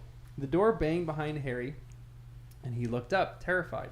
Snape had burst into his room, his face livid. Pushing Harry roughly aside, he knelt over Malfoy, drew his wand, and traced it over the deep wounds Harry's curse had made, muttering an incantation that sounded almost like a song. The flow of blood seemed to ease. Snape wiped the residue from Malfoy's face and repeated his spell. Now the wounds seemed to be knitting. I just realized the only reason Snape appears because he's feeling the same thing, right? Aren't they attached? What the Malfoy and Snape? So Yeah. Oh boy. possibly. So that's another fascinating question. Does The way you froze, I was like, what? does the unbreakable vow connect you with a person mentally, physically? Does it give you the same I emotions thought as it that was person? physically, but maybe I was wrong. Or is it only just the task that if you don't complete the task, the other person dies? So you have no connection emotionally. I don't. No, I mean it's a good point because he was right there. Didn't he just appear out of nowhere? I mean, it seems like whether it was some big old connection, like on a deep level, through the unbreakable vow or through something Snape did since then, or Snape is just following Malfoy to keep an eye on him, or That's true. using magic to listen through the walls, or has his own little Marauder's map and he's just kind of tracking Malfoy because the success of Malfoy is whether or not Snape lives. So it makes sense that he'd keep him close by, because if Harry just killed Malfoy here, Snape would die, right? Yeah. So it's pretty intense. Yep. Snape's I know, life Draco was... would die. No, but if Draco died, though, Oh, yeah. Snape, because of the unbreakable vow, he would have broken his vow and died. So maybe the connection's not there, but he's always watching over Draco. He's next Yep. to him, like hiding in the shadows. And he every knows single time. Draco's doing something dangerous, too, like because of whatever Voldemort asked him. So I feel like he's keeping a pretty good eye on Draco just because lives are at stake. Yeah. His own. But either way, he was there quick. There's an interesting thing to note, too, here. Is Snape is he like a incredible healer? He seemed to have healed Dumbledore's hand. Oh yeah, And then that's he true. heals Draco of this insane spell that no one really has ever seen before. And he kind of knew it, too. Yeah. He's like, oh, this is like Dark. dark magic. Yeah, he And was that's what talking to made me me about think that, yeah. it's something like Voldemort taught some of his peeps. Yeah. Leaning towards Voldemort being the Half-Blood Prince at the moment. But, like, it just felt strange that Snape didn't freak out too much. He was like, this is dark stuff, Potter. Like, it just felt like he was kind of calm, but he didn't immediately say, like, he didn't freak out in a way like, oh, you must have read something from Voldemort. Like, it just felt weird. Like, Snape treated it kind of casual. Yeah. So I was like, maybe this spell isn't, like, invented like I thought it was. Maybe the Half-Blood Prince was just taking notes in his book while someone was telling him a story. Yeah. Or And he's like, she. he was in a different class. Or she, if it was, Could be what's her Eileen name? Prince. Yeah, Eileen. Prince. Eileen Prince. It's Possible. It's possible. There's a possibility there. What? I said I lean Prince. Hi. Dude. There you go. So funny. This is when Harry goes to hide his book. He gasped. Despite his haste, his panic, his fear of what awaited him back in the bathroom, he could not help but be overawed by what he was looking at. He was standing in a room the size of a large cathedral, whose high windows were sending shafts of light down upon what looked like a city with towering walls, built of what Harry knew must be objects hidden by generations of Hogwarts inhabitants. There were alleyways and roads bordered by teetering piles of broken and damaged furniture, stowed away perhaps to hide the evidence of mishandling magic, or else hidden by castle-proud house elves. There were thousands and thousands of books, no doubt banned or graffiti or stolen. There were winged catapults and fraying frisbees, some still with enough life in them to hover half-heartedly over the mountains of other forbidden items. There were chip bottles of congealed potions, hats, jewels, cloaks. There was what looked like dragonelle shells, corked bottles whose contents still shimmered evilly, and several rustling swords with a blood-stained axe. This is the description of this little section of the room of requirement. So what do you guys think of this room? Pretty cool. I I want to dig around. Yeah, And where's I that know. dragon, by the way? Dragon shells. I'm like, there must literally be a dragon in I this know. room, right? And it literally could have lived its whole life and died, and just he'll find a whole skeleton of a dragon in this thing. Danny, I feel like you have a room of requirement like that. Honestly, if I'm not careful, my house becomes a room of requirement like this. All my storage units, I get in there and I'm just like, there are all these gems. They're so great. Sorry, Jen. No, I'm getting better. I'm getting rid of all the stuff. I don't want to be a hoarder. But, yeah, I find value in hidden treasures. And this room's full of them. Yeah. This is So, where could any of these be Horcruxes, Jen? I don't know, Danny. Well, you mentioned that there could be a Horcrux hidden in here. That'd be a good spot. I said it would be a cool spot for Voldemort to, because Yeah. but the thing is doesn't the room change every time? Like it's different for every person. Or is it actually a room that just changes the look of it? I mean, so every time a Hogwarts student goes in front of it saying, I need a place to hide an object, this specific room pops up. It doesn't change for every person. This room pops up where they go and they hide something in it and they leave. So there's all the Hogwarts students. This is like the room where they hide things. It all looks the same. Yeah. But I was just saying, the ones that change, where like you need something. If they need something else, if they need the bathroom, like Dumbledore needed the bathroom, or the Dumbledore's army, their little thing. Right. So that's what I'm saying. Like Voldemort, if he were to hide his Horcrux in his own room, not hiding it there. Oh, like it could potentially be another room. Like his own room that no one could ever enter. Yeah, because he thinks he's unique and he wants to like, hide in. Yeah, it's possible. He could have his own little private quarters. But this is where Harry hides the book, which is one of his most valuable objects. So Harry hurried forward into one of the many alleyways between all this hidden treasure. He turned right past an enormous stuffed troll. Is that stuffed troll a Horcrux? Ran onto the short way. Everything now. Ran on a short way, took a left at a broken vanishing cabinet in which Montague had got lost the previous year. We just talked about that. Finally, pausing beside a large cupboard which seemed to have acid thrown at its blistered surface. He opened one of the cupboard's creaking doors. It had already been used as a hiding place for something in a cage that had long since died. Its skeleton had 5 legs. He stuffed the Half-Blood Prince book behind the cage and slammed the door. He paused for a moment, his heart thumping horribly. Gazing around at the clutter, would he be able to find his spot again? Amidst all this junk, seizing the chipped bust of an old, ugly warlock from on top of a nearby crate, he stood on the cupboard where the book was now hidden, perched the dusty old wing and a tarnished tiara on the statue's head to make it more distinctive, then sprinted back through the alleyway of the hidden junk as fast as he can go, back to the door, back out to the corridor where he slammed the door behind him and turned at once back into stone. This question is mainly for Danny. What is the coolest thing that you ever found? That I ever found? Yeah. The heck? We could have cool stuff. All right, good. Danny's Keep thinking. The of the group, I was going to say, I peek in Great. dumpsters when I walk by them sometimes because you never know. I still remember you found some gems in some dumpsters. You went on some real gems. Sometimes I even feel bad because I was in a dumpster one time. I remember I couldn't even drive. I must have been like 14 or 15, and then it was in this like some townhomes, and then these guys come out of their house. It was like a husband and wife.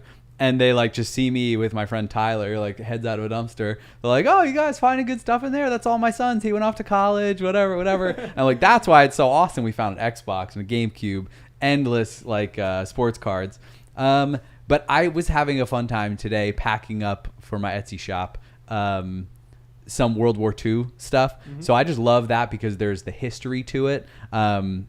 So I loved there was a guy's military locker, like when he served in the military, he had his whole Foot Locker there, and it was all of his military stuff. So that whole thing was amazing to me because it was like his knife, and he made some custom things on it, and it had a little knife, and then you could tell it's been used, like heavy use, and then his whole uniform, all of his badges, and just all this really old stuff. I love that more than the things that have high value, but I also love opening a jewelry box and finding hundreds of dollars worth of gold because that actually happened in the same unit. This is the recipe for a hoarder. You like sentimental value, and you find sentimental value in everything. But the good part about finding doing storage units, it's like the room of requirement. It's like you open up this unit and it's all the stuff that I'm like, well, I just paid $25 for a whole storage unit. But then I realize in the end we all die and our stuff ends in units, and in the end, no matter what you collect, you think it's going to be worth something, and then your kids sell it for dirt cheap because they don't see the same value that you did. Like nothing really holds value. Everyone just thinks it is. So if you want to collect something, make sure it's something you actually care about. Mm-hmm. If it's going to be like a toy or whatever, Hesh trucks, it's not going to go up in value. Just play with it, like have fun. So I think doing storage unit stuff has helped me get rid of my hoarding tendencies because I'm like, dust to dust, it all ends up eventually in the same place. John. Yep. Yeah, exactly. I'm trying to absorb John's minimalist ways. Yes. No sentimental value about it. Because once we Jen, we're in trouble though. We are in trouble. No, not even about that. The Horcruxes. There are a lot of things in here that could be Horcruxes. That's a separate issue.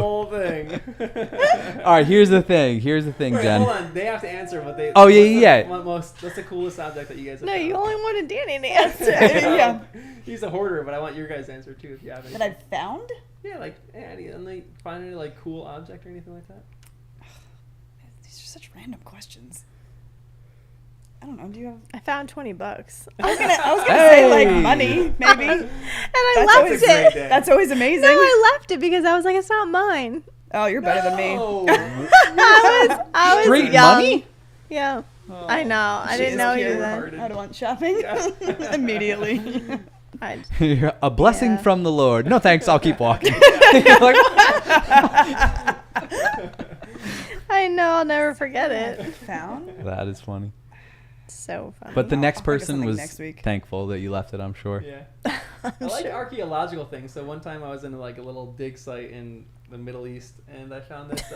Okay. Classic John. Classic. And this like little Indiana Jones stuff. We were like looking for obvious like clay pottery and stuff like that, and I was with a group, and one person in our group found almost a fully intact handle on a clay pot jar that was probably like 2,000 to 3,000 years old. It was unbelievable. The guy dated it really old. And then the best found that I had that week was I found this part of a clay pot that had writing on it, and that was like painted, and the paint still was there, and it was probably like the guy was like, it's probably like a Byzantine relic. It's probably like not a relic. It's probably like Byzantine era, which is like 1,500 years old. Oh, Oh that my is gosh. awesome. Cool, yeah. And it had writing on it? Yeah. Yeah. That's so great. Is this an elective class or something? Like, It was, yeah. That's crazy. John's Indiana Jones in Yeah. training. That's cool. I was just thinking this has no value at all, but going down the shore and hunting for shells Oh, yeah, that is really fun. Yeah. gives me so much joy, Yeah, and seriously. finding a perfect intact That is a shell, great the example, fan though, yeah. shells, or a little twirly shell we used to call them. Mm-hmm. That was That's the best. true. Yeah, Yeah. that Yeah. does feel good. Hunting shells is like a fun thing. Oh my gosh, I could do that for Just hours. going to the beach and like looking for stuff. Yeah, Mhm. I love that. Yeah, I'm into that. It's so fun. All right, Danny, now you can talk. Jen found, unless you found something better than $20. That is pretty great, but you left it, so. That's Or what not about like pretty great. people's wallets or something? Yeah. You can go like return it to them. That's fun. No, $20. That was what I found. Hmm. Or I found nah. Yeah, nice. Nothing that exciting. Obviously, it's not sticking. to Do me. you- Yep. Here's just another note. Do you think that Voldemort would be so dumb to hide an object in this room? Maybe not dumb. Maybe In dumb is this the wrong room? word. In this room right here. There's something. You know what? In this room. A little dumb, but also A little would smart. a little smart. It would hide in things. But if he's gonna hide it somewhere, wouldn't Borgin and Burke's be Yeah. better Yeah. than this? But this is more magically hidden. Can you really trust Borgin and Burke or their ancestors? Well, Voldemort was able to get an interview in Hogwarts, so on his way out, could he have done something? Oof. Or are they And escorted out? Dumbledore's Maybe he was escorted. I forget what. office is up there too. Was he Yeah. escorted out? It made it sound like something. It seemed like it. Yeah, that's kind of the vibe. Oh, that you yeah. get a little bit. Hmm. Unless he just like had free reign of something. Or while he was in there with Yeah. Dumbledore. But Dumbledore picks up on everything, it seems. I'm I don't know. gonna keep us moving because we still have a little bit. Here's- The bloodstained axe, the tiara, the bust. Those are my He top wants subjects. to All right, we're move gonna move on. on. Cool. I was gonna say, just kidding on what you Danny's just his said. top subject is a bloodstained axe because it has blood on it. It's got blood. Whose blood? Yeah. Can we bring Oh my back gosh, someone your with that Instagram blood? post was great. Ew. Oh yeah. Send me that. That was It's so a real funny. job. I love that. That so was like much. actually real. It was not. Yeah. It wasn't. It's great. Yep. Is this a- They didn't stick Edited. Yeah, the yeah. sticker. They just Yeah. taped the sticker up for the picture. I think. Yeah.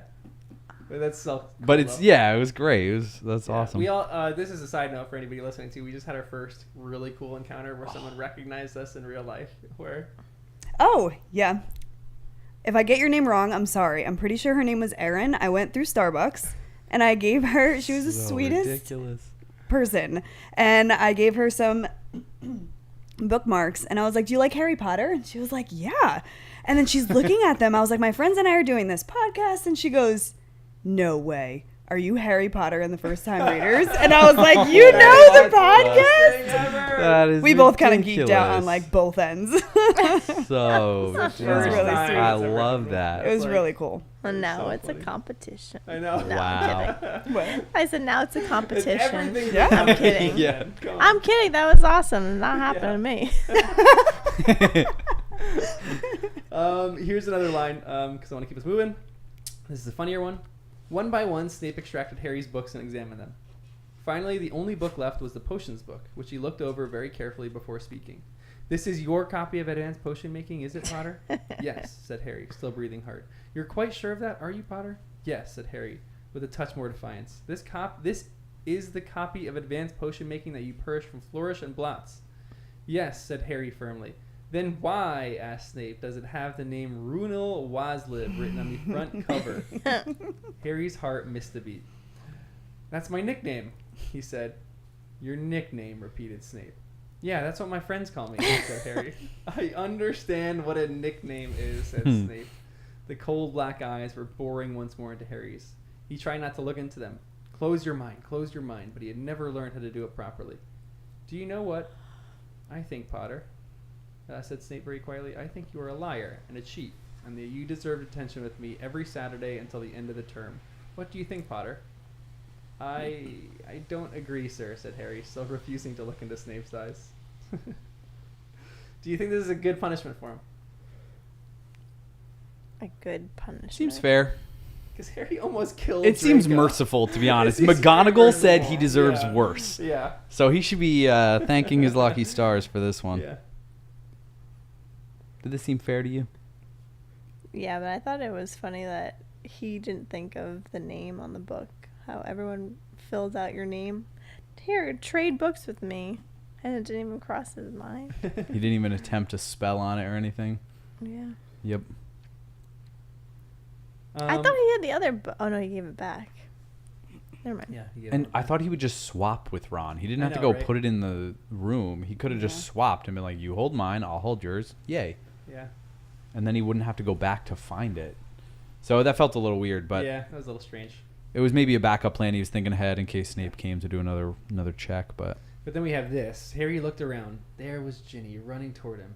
She had a hard, blazing look in her face as she threw her arms around him. And without thinking, without planning it, without worrying about the fact that 50 people were watching, Harry kissed her. The creature in his chest roared in triumph. Harry grinned down at Ginny, gestured wordlessly out of the portrait hole. A long walk in the grounds seemed indicated, during which, if they had time, they might discuss the match. Love at last between Ginny so and Harry. good. What do you think of them? I like it. Yeah, I feel like it's pretty good. I feel like they work well together. She gives it to him. Whoa. What a winner Yep. choice of words there. It's getting late. We got to speed through this next Woo! chapter. Boy. All right, chapter 25. The seer overheard. Quick summary of the seer overheard. This is a shorter chapter too. So. I don't know what you have, Kristen, That's a but lot. this is just the chapter where Harry finds out that Snape overheard the prophecy and he's the one who told Voldemort. But I'm missing the finer details, Kristen. What else is in here? That's fine. I just I don't know. Yeah, because I was so focused on that. I don't know how much mean, that's else basically was going on. it. But Well, Trelawny. Because I was gonna say he stumbles across Trelawny, and that's how he finds out. Because she's just talking like she usually does. oh yeah, and Gryffindor won Quidditch in the last one. Oh, and then this chapter ends with Dumbledore and Yeah. Harry together going off to Yeah. the cave, Yeah. the one that Voldemort attacked those kids back when he was a kid in. So This chapter opens up. Harry found himself newly and happily impervious to gossip over the next few weeks. After all, it had made very nice change to be talked about because of something that was making him happier than he could remember being for a very long time, rather than because he had been involved in horrific scenes of dark magic. What's the happiest you guys have been in recent memory?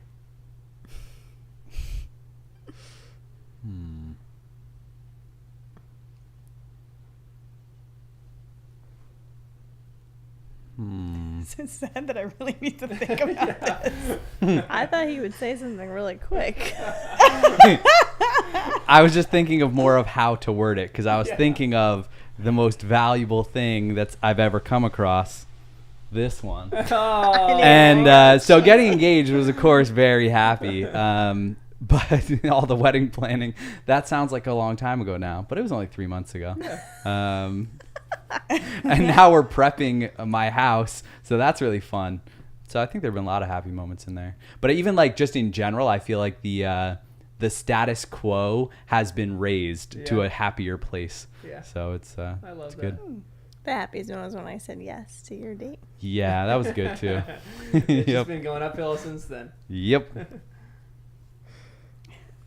Yes again. I love that And when then I was yes like, again. when was the last time you guys had a mental breakdown? We're like, last week, yesterday. We're like, what's the happiest moment? So tough. Describes my life. What happens when you get 30? people? No, so many happy moments. Yeah. It's hard to choose. I don't know. We can keep going. I'm gonna say- Not a single one? Okay, maybe not like there's. I have moments. I'm not like the happiest person in the world. Like I like talking about Harry Potter. That makes me happy. But moments that fill me up with joy that are like when I can cast my Patronus, you know, are like when I'm like Friday nights when I go over my brothers and my That's niece what he was runs over to saying. me and my nephews run over to me and they give me a big hug. You know, that makes me unbelievably happy. Mm-hmm. So like hanging out with them, my family, that kind of stuff makes me happy.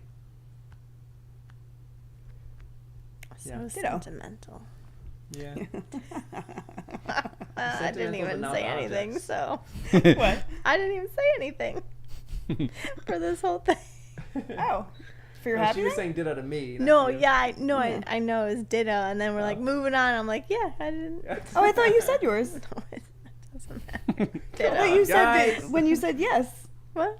Oh, that was you were saying. She was about saying him? that's what mine was. Oh, I thought that was yours. Sorry, Why are you sorry? It's fine. because I said I'm like moving on.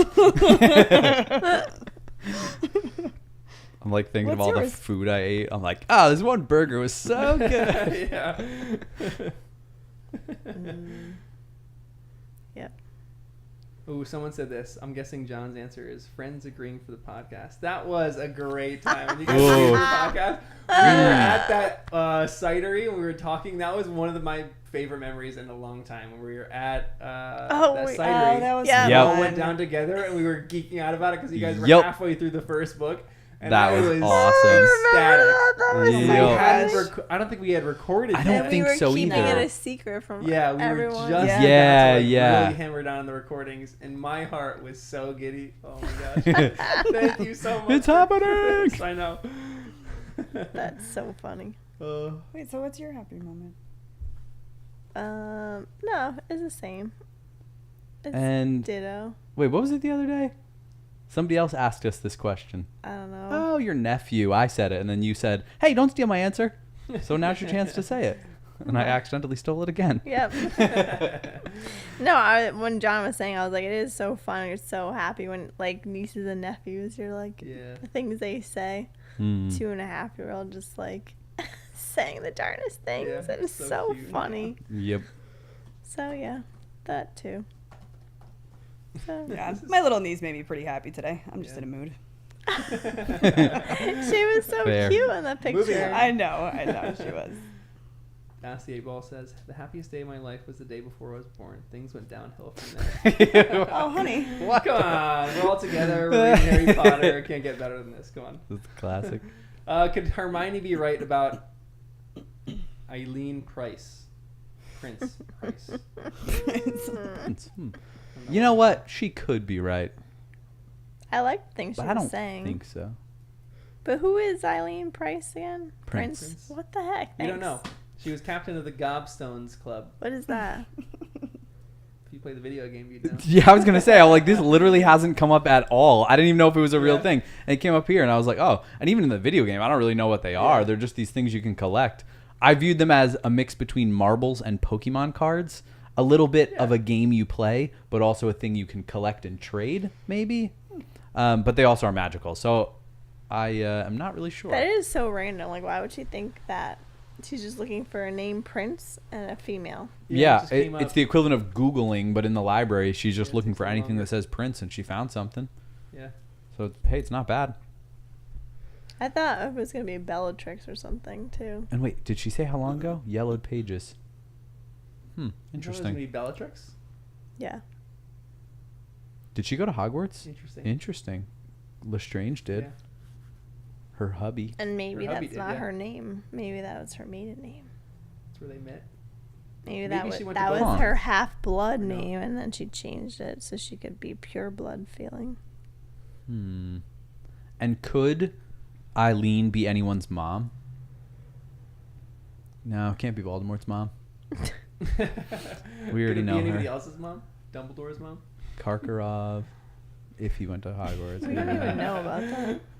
Snape's You still think he's mom. alive? Nah, not really. Not anymore.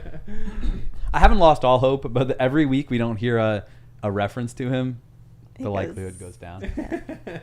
So, right after this, Harry gets a note to go to the headmaster's office, and that's what he does. And this is one of the lines that we get on his way when he meets none other than Sybil Trelawny. The headmaster has intimated that he would prefer fewer visits from me, she said coldly. I am not one to press my company upon those who do not value it. If Dumbledore chooses to ignore the warnings the cards show, her bony hand closed suddenly around Harry's wrist, again and again, no matter how I lay them out. And she pulled a card dramatically from underneath her shawls. The lightning-struck tower, she whispered. Calamity. Disaster. Coming nearer all the time. Is she a kook, or what is she talking about here? She keeps bringing up something that she's seeing in the future. Yeah. And I can't tell if Dumbledore's just over her and just like, we're keeping you safe here. Like, shh, Yeah. be quiet. I know. Or he doesn't want to hear something, so he keeps dismissing her. Yeah.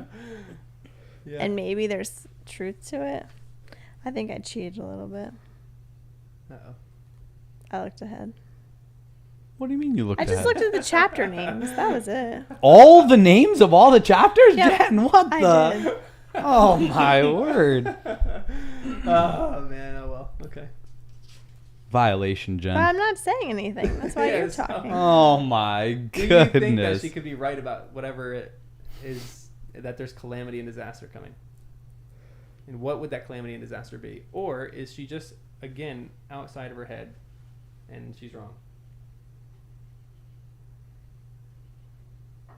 I think she's right. When has she ever been right? She has been. Twice. Yeah, not that many times. But I think she's right. What mostly, about the third person getting up from the table? The last person. That was right, too. 13th. Kind Whatever. If 13 at a table, yeah, first So, person like, to rise. There's a few. It's true. But I got the impression But she was kind of that wrong was a about phrase. That too. Remember the first time that was mentioned at 13 at a table? Harry and Ron were the first two people to stand up. But has anyone else died that was there at that table? No, no one else died. No one else has died at the table, so that is. So we just know that so Ron and Harry will die first. it's either Ron or Harry. Yeah, whoever gets up. I'd have to read that again. I forget how it was said, but I was left with the idea that that was a phrase that came up before Trelawney, and she just says it. It's like an old wives' tale. Happens to be true, and I take that as absolute fact. But I think the 7th book is going to be crazier than the 6th. So to say calamity is coming sounds like, yeah, probably. In theory, it should all kind of escalate. Yep. It feels like it is escalating. So I think she's right. But whether that was kind of just her getting lucky or something more, I don't know. So this is the next thing that she says. That's a pretty insane thing. But I must confess, at first, I thought he seemed ill-disposed toward divination. And I remember I was starting to feel a little odd. I had not eaten much that day. But then, and now Harry was paying attention properly for the first time, for he knew what had happened then. Professor Trelawney had made the prophecy that had altered the course of his whole life, the prophecy about him and Voldemort. But then we were rudely interrupted by Severus Snape. Harry goes off. It was Snape who overheard the prophecy. It was Snape who had carried the news of the prophecy to Voldemort. Snape and Peter Pettigrew together had sent Voldemort hunting after Lily and James and their son. What do you think? What do you think about that reveal? That is pretty intense. Yep. I would be pretty annoyed like he was. Why is Dumbledore okay with this? Like it's no big deal. Because he was so remorseful. It's the worst thing he ever did. I guess. Why was he remorseful over that? Yeah, I'm just like, I'm confused. don't If know. he's remorseful, why did he say it? He did it, but then he felt really bad. Like, why do it then? Did something change after he did it? Did he not realize the impact? And remorseful, meaning like he actually didn't want James and Lily to die? Like, did he not even think that Harry was a thing? I don't know. There's too much we don't know, but it feels weird. He did it. Then he feels bad about it. Dumbledore believes him and says, yeah, no problem. Now I trust you. But it's not like he knows who Voldemort is. So it's like he knew whatever he said wasn't going to go over well. Yeah. But I guess he said that he wasn't sure if who he was going to go after. And then when he knew that it was someone that Snape knew personally, it changed I things. guess. Yeah, maybe. I guess because he went to school with them. Even if it's your enemy at school, maybe you like know them personally, so you regret that. Like, But then technically he didn't like them either. I So. know, that's Well, true. yeah, that's why I'm like, But there is a point to it where, like, even though you don't like someone in high school, there's a difference between like that and murdering someone. You know? Yeah. Like, when that happens, maybe he's like, "Oh my gosh, what am I doing? What am I getting myself into?" And that's when he backs out, and that's why Dumbledore trusts him. Maybe. You just Which don't is know. the same dynamic that Harry had with Malfoy Yeah, exactly. a chapter ago, you know? Yep. Like, whoa, I really don't like Malfoy, and it was self-defense and whatever, but Yeah, I didn't mean to exactly. kill him. Yeah, exactly. Like, then Harry would have regretted that, and it would have been the most remorseful thing ever, you know? Yeah. So, I don't know. Trying to understand it, but that's Then a he tough could have one. split his soul. Ooh. Could Snape have That some would be Horcruxes out there? Could Snape have some Horcruxes out there? Great question. This is what Dumbledore thinks about the whole thing, though. He says, Professor Snape made a terrible mistake. He was still in Lord Voldemort's employ on the night he heard the first half of Professor Trelawney's prophecy. Naturally, he hastened to tell his master what he had heard, for it concerned his master most deeply. But he did not know, he had no possible way of knowing, which boy Voldemort would hunt down from then onward, or that the parents he would destroy in his murderous quest were people that Professor Snape knew, that they were your mother and father. You have no idea of the remorse Professor Snape felt when he realized how Lord Voldemort had interpreted the prophecy, Harry.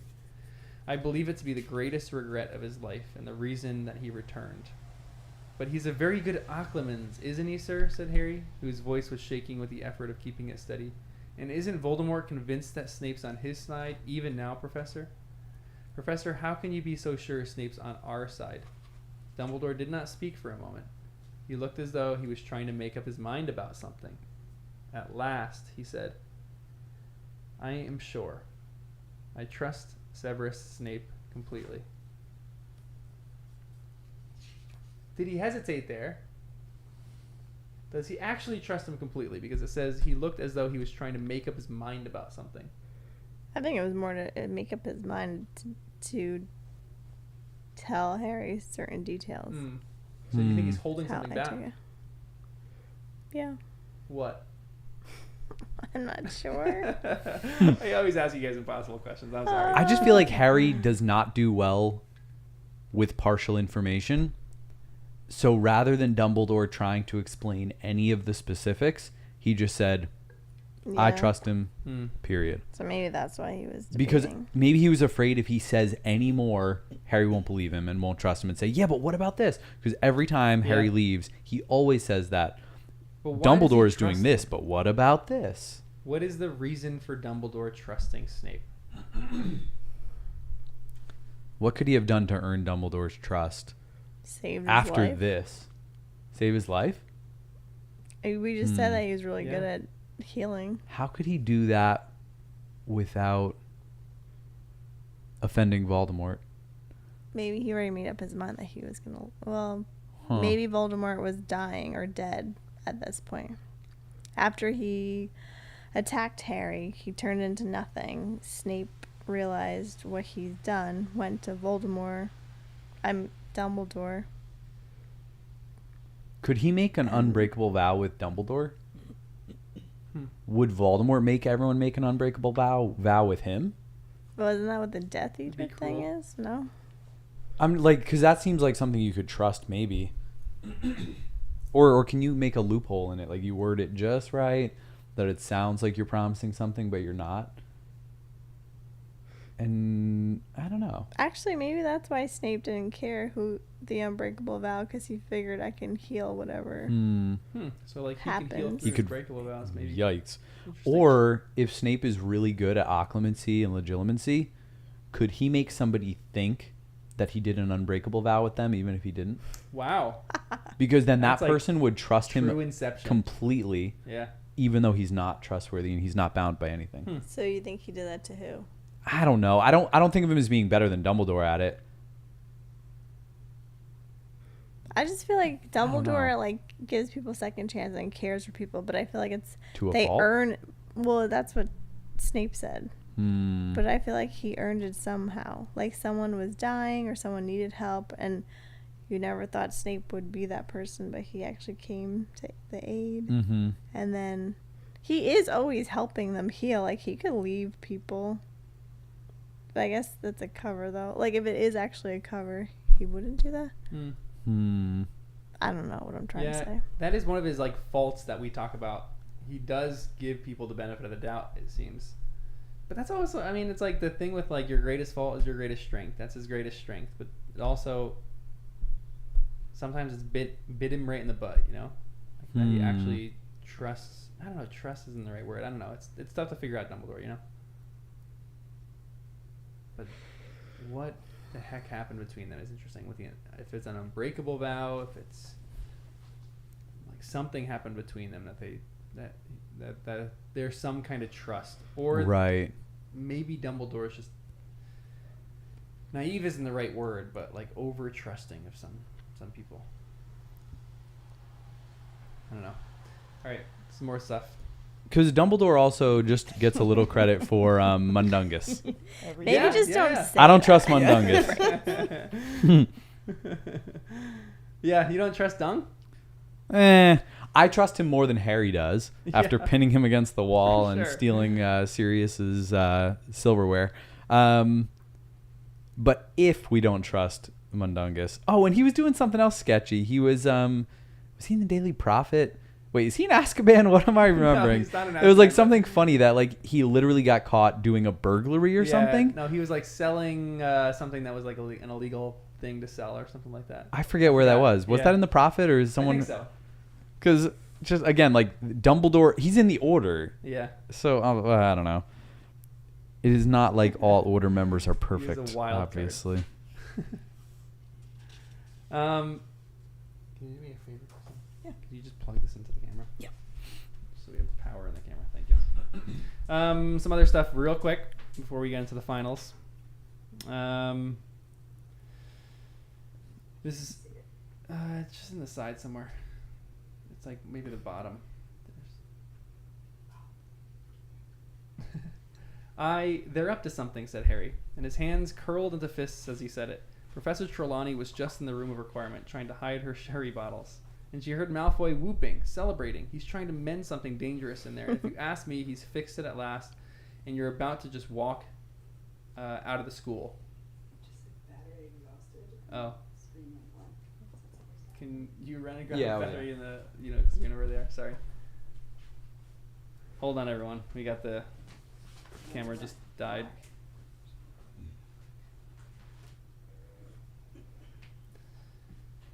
We can all just take a quick nap, a 2-minute nap, and then we'll jump back in. You have blank screen. We're working on that. Thank you.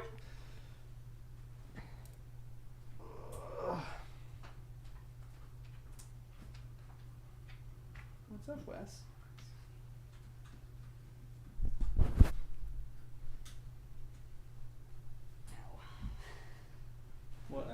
just go back on or You flip the on? off and on again? Yep, go off and on. Screen looks like it's doing something. Now I see us. Yes. Everything's good? Perfect. Excellent. All right, next. Thank you. Battery change halfway through. I'll let that cool down. Someone says it's already been more than an hour. It's been 2 hours. It's a little more than that. Whoa. But don't tell Jen. Anyway, keeping on with this line.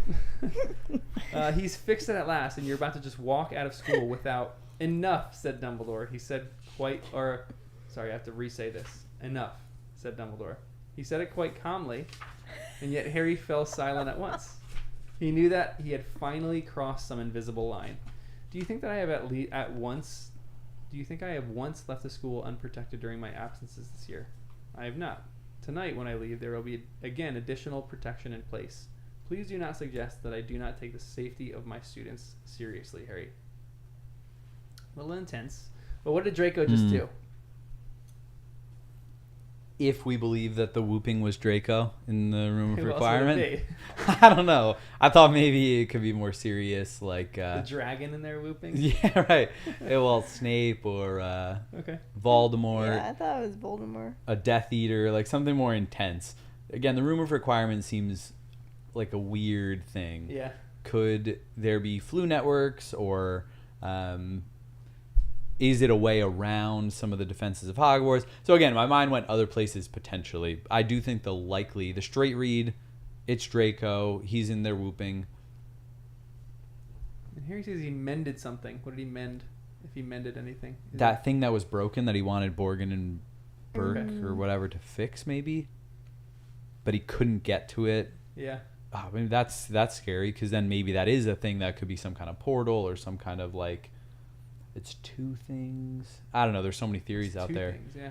Maybe the two things was just me thinking about the mirror. No, there was two things because he said he wanted Borgin or Burke to hold Hold on to one something. and he Yeah. was asking about fixing something else. And we assumed they were connected, maybe not directly, but something. It gave an impression of maybe a pair. Yeah. So what could he be mending? I don't know. Not sure. But we'll figure out maybe. Maybe. We'll figure out. We don't know if we're going to figure out yet. We could just be, that could just be a cliffhanger for the whole series. Oh, okay. This is another intense line. This is when they kind of get past all the Draco stuff, and Harry and Dumbledore are having a discussion. If I tell you to hide, you will do so. Yes. If I tell you to flee, you will obey. Yes. If I tell you to leave me and save yourself, you will do as I tell you. Harry. They looked at each other for a moment. Yes, sir. Is this stuff actually going to happen when they go on this quest? So they're going to this cave, right? Is bad stuff going to happen there? Yes. There needs to be more drama. Whoa. I mean, we're doing a live read of the next chapters specifically, so there's probably a little bit of drama that's happening. Oh yeah, I forgot about that. I think so. He checked 3 times. Harry, he's really making sure that Harry gets him here because he knows Harry doesn't want to listen. So why? And what will happen? I'm not feeling good about it, but I like that Dumbledore knows something's up because he's prepping Harry for like the danger, all right, like no matter what, we're going to face something intense. Yeah. And when we do, I don't want you second guessing me. So that's kind of good, but yeah, weird. And Harry's just, he doesn't trust Dumbledore. He pretends like he does. Yeah, Then, he like the pretends first like thing he he does, does is he leaves and then does something Dumbledore wouldn't have wanted. Yeah. And goes and he's like, oh yeah, quick, Ron, Hermione, go out of bed, break curfew, wander in the halls alone, and, search for Malfoy. Like, oh, yikes. But again, what he does through that is actually the most typical Harry thing ever. He gives his liquid luck away. He has a Yes, saving which people was complex. very kind, and he Yeah. really wants them to succeed. His heart is in the right place, Yeah. But he just couldn't ignore it like Dumbledore is telling him to do. Yep. So that's why Dumbledore had to triple check. Yeah. I don't know. Yeah, because he goes, "No," said Hermione, as Ron unwrapped the tiny little bottle of golden potion, looking awestruck. "We don't want it. You take it. Who knows what you're going to be facing?" "I'll be fine. I'll be with Dumbledore," said Harry. "I want to know that you lot are okay. Don't look like that, Hermione. I'll see you later." It's a cute little moment. But here's the last line in this chapter. This is where we're leaving off until we do the live read. Harry turned. At once there was a horrible sensation that he was being squeezed through a thick rubber tube. He could not draw breath. Every part of him was being compressed, almost past endurance. And then, just when he thought he must suffocate, the invisible bands seemed to burst open. He was standing in cool darkness, breathing in lungfuls of fresh, salty air. What's going to happen in this cave? The next chapter is titled The Cave. They find a Horcrux, but there are Death Eaters there defending it. Or a monster. Or just a booby trap of some kind. Yeah, a monster. Or Cave monster. The cave monster? Or maybe just something that notifies Voldemort that somebody's there, like a little just a bell, whatever it is, that then they can come to defend it, maybe, if that kind of thing exists. But it's not going to be smooth or easy. Or maybe just the Horcrux itself will be a battle, to Dumbledore's hand. It's a thing that tries to take you over. You have to fight the thing somehow. And then when they find it, do you think they're going to be able to destroy it? If it's a Horcrux, it could be something else completely, but they're going to try to find a Horcrux. Yeah, I hope so. I'm trying to think of what we're waiting on. 2 Horcruxes more? No, more than that. More, yeah. So that would leave however many more for the next book. So we'll see. Yeah, I don't know. I feel like they could. They can't. How many could they destroy in one book? You know what I mean? We'll see. Next time we're gonna do the live read. So here I want a few all the favorites and stuff like that. But one question I want before, just very quickly. Give me your one person of who you think the Half-Blood Prince is. Your final prediction before we go through these chapters of who the Half-Blood Prince is. It's a competition. I would say... Do you want to answer first, Jen? I would say my prediction for the Half-Blood Prince is Snape. I think it's Snape because of the way it seemed like he was ready for the potions book. When he asked Harry to see his bag, that felt weird. Harry knew a crazy curse, and his first thought was, I want to see your books. Yeah, because he's occlumency. So he saw a thing in Harry's mind of a book, a bag, something maybe. But that, to me, as I read that, I thought, I wonder if Snape was the one writing those things in the book, and he then knew or thought the book is lost. That's where it is. Harry has my book. That kind of a thing, maybe. And because of the intensity of that spell, I kind of ruled out the people we like. Because I no longer could think of it as being Slughorn being like, oh, Harry, yeah, take this book. It's really cool. Yeah. And Slughorn keeps praising Harry when he does well. It felt authentic. And I couldn't think of it as being Dumbledore anymore because I don't think Dumbledore would plant that and be like, this is going to help Harry out this year. He needs it.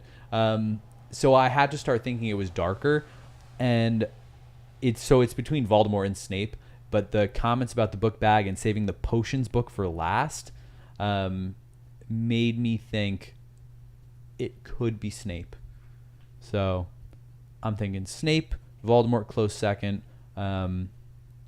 Karkaroff somewhere down the list, along with a few other randos like Moody. They only asked for one. Oh yeah, you're right. Snape. Jen. I know. I thought of him too. I have 3 also. One. Okay, He you asked. can give 3. I'm allowed to. You can get as much as you want. I'm the captain now. Yep. I don't know. I liked Hermione's theory also. Maybe it could be Eileen Prince.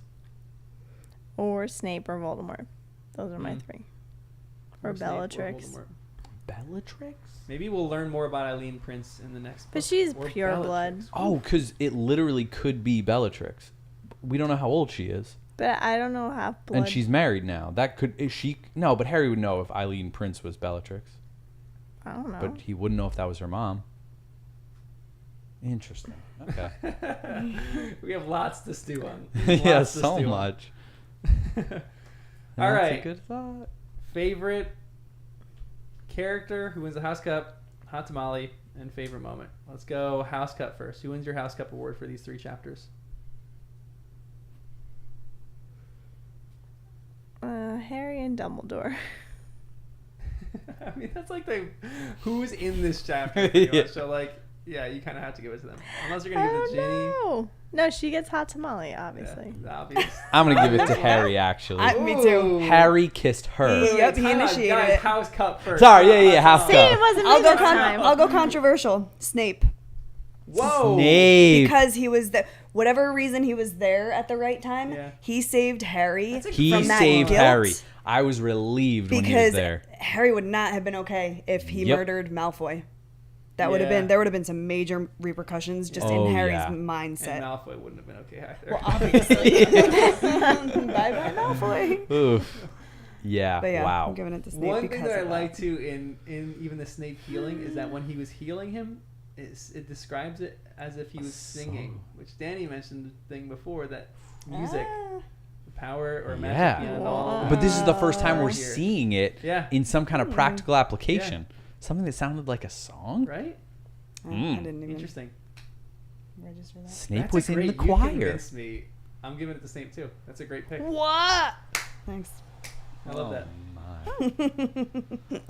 I was relieved when he walked in, but So who's your pick? Harry.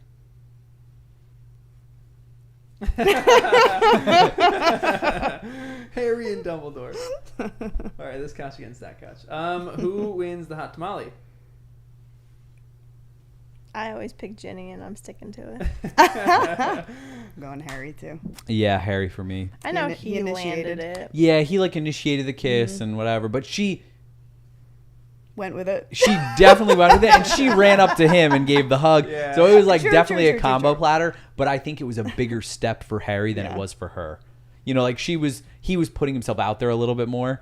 He just was. It was like he didn't matter who was there, who was watching, or the situation or anything. He just went for it, and I was like, all right, respect.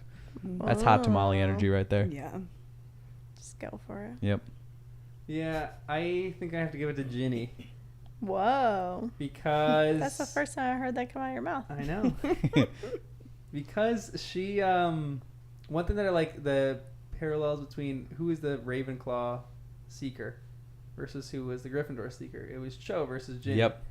Ginny just beat Cho out again. Hmm. So I Oh, like the shoot. idea that she like beat her in sports and then she beat her to the guy Twice too, in so. a day. Boom. So she is the There's her hottest of happy hot moment. tamales in She's this also book. just awesome at everything. Yeah, she's so cool. She could tone the sass down a little bit. No, I love it. Once it was directed at Hermione, I felt like that crossed the line a little for me. I was like, whoa, whoa, whoa, That's why I Ginny. That actually was a liked little it because You Hermione liked it. just I was wouldn't like- shut up about that point. I liked it and I didn't because I was Yeah, like, I it was a was little like, harsh, but yeah. Hermione did need to be knocked down. Yeah. A little I bit. forget what we were talking about. It was they were at the table and I forget what it was, but That's she okay. jumped to Harry's defense, which we liked, but then something Oh, they with were the eating a Quidditch. meal. She It was said, "Oh, Quidditch don't related. start acting as though you understand Quidditch. Yeah. You'll only embarrass Yeah. yourself." You'll only embarrass A little yourself. harsh, I think she but- could have left the "you'll only Yeah, embarrass yourself" yeah. part, and it would have been just Sometimes as you just potent, get but carried not away. mean. Like, yeah, I was like, but that's part of what we like about Ginny too, that she's a little bit like just says it how it is, Yeah. you know. She's the youngest of all boys. Yeah, I know. she's had to keep up with all them. Cecilia also says Ron because of his tattoo, his pygmy puff tattoo. All respect. Ron is kind of a hot tamale here. I'm not gonna lie. It's kind of true. All right, favorite moment.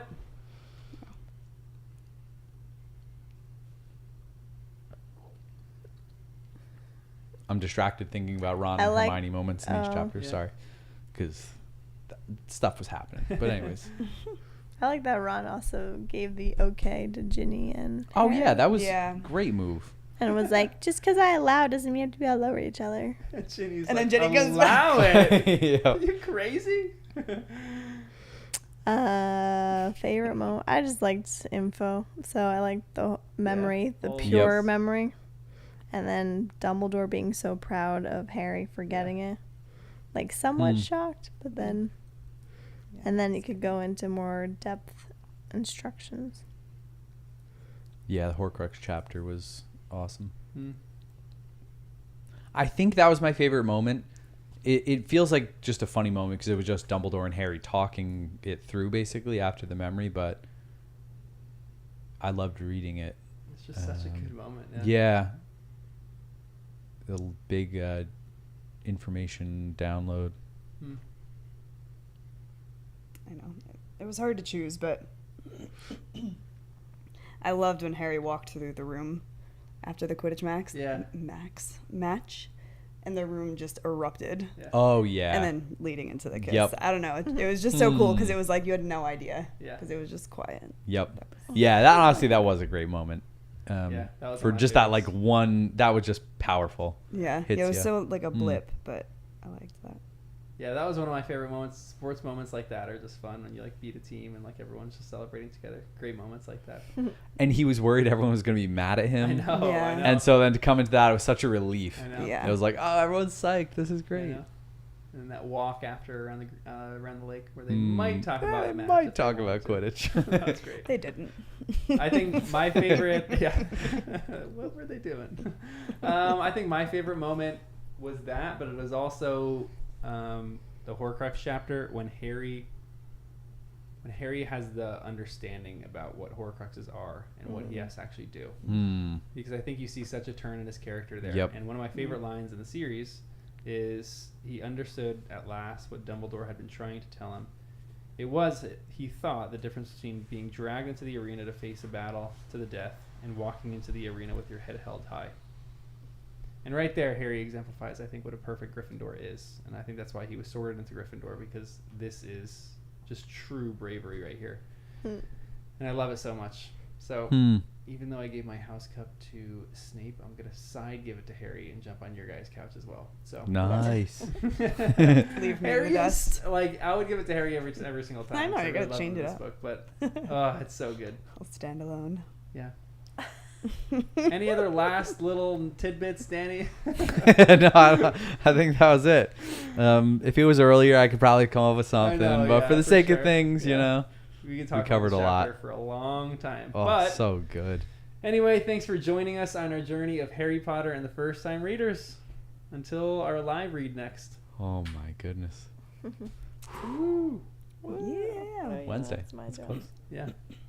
Wednesday, we're going to do a live read. For anybody still watching, all 30 of you. How long is that going to be, though? I don't think it's going to be that. I think like 2 'cause- hours. Because we're not going to listen to it double speed. I'm going to... everyone join this Sorry. Discord. I got to pull it up. No one leave yet. Oh, nice. How do I get Yeah, I'm curious a about link that. to a Discord? Invite people. Copy. Everyone, that link right there is our... Ooh, there goes Oh, the cruise ship. cruise ship, yeah. That's the link to our Discord. That is how we are going to do do the live read. I'm going to play it via my computer onto Discord so you guys can listen to it and you can watch the stream on YouTube as well. But we're not going to have any audio except for our voices on YouTube. So use that link. I'll send it out Wednesday as well. But we're going to do the live read on Wednesday night. So we'll see you guys then. Thanks for joining. Good night. Let's go to bed. What if Malfoy has to get the last Horcrux? Wait. On mic. Say that on mic. What was that idea, Jen? I'm half asleep, but I said, what if Malfoy is the one that has to get the last Horcrux for Voldemort? Like Voldemort hasn't made the Horcrux yet, and Malfoy just needs to get the object, Yes. and then he is waiting for the right moment To kill the right person to get the final Horcrux. Yes. Okay. And she's done. Good night. Still wonder what the object is. I'm leaning Tiara. Well, wait, why would he be whooping? Oh man, that would stink. That means Harry literally found it and put it in a prominent place on top, and then Malfoy walks in and he's like, "There it is." Oh, that would stink.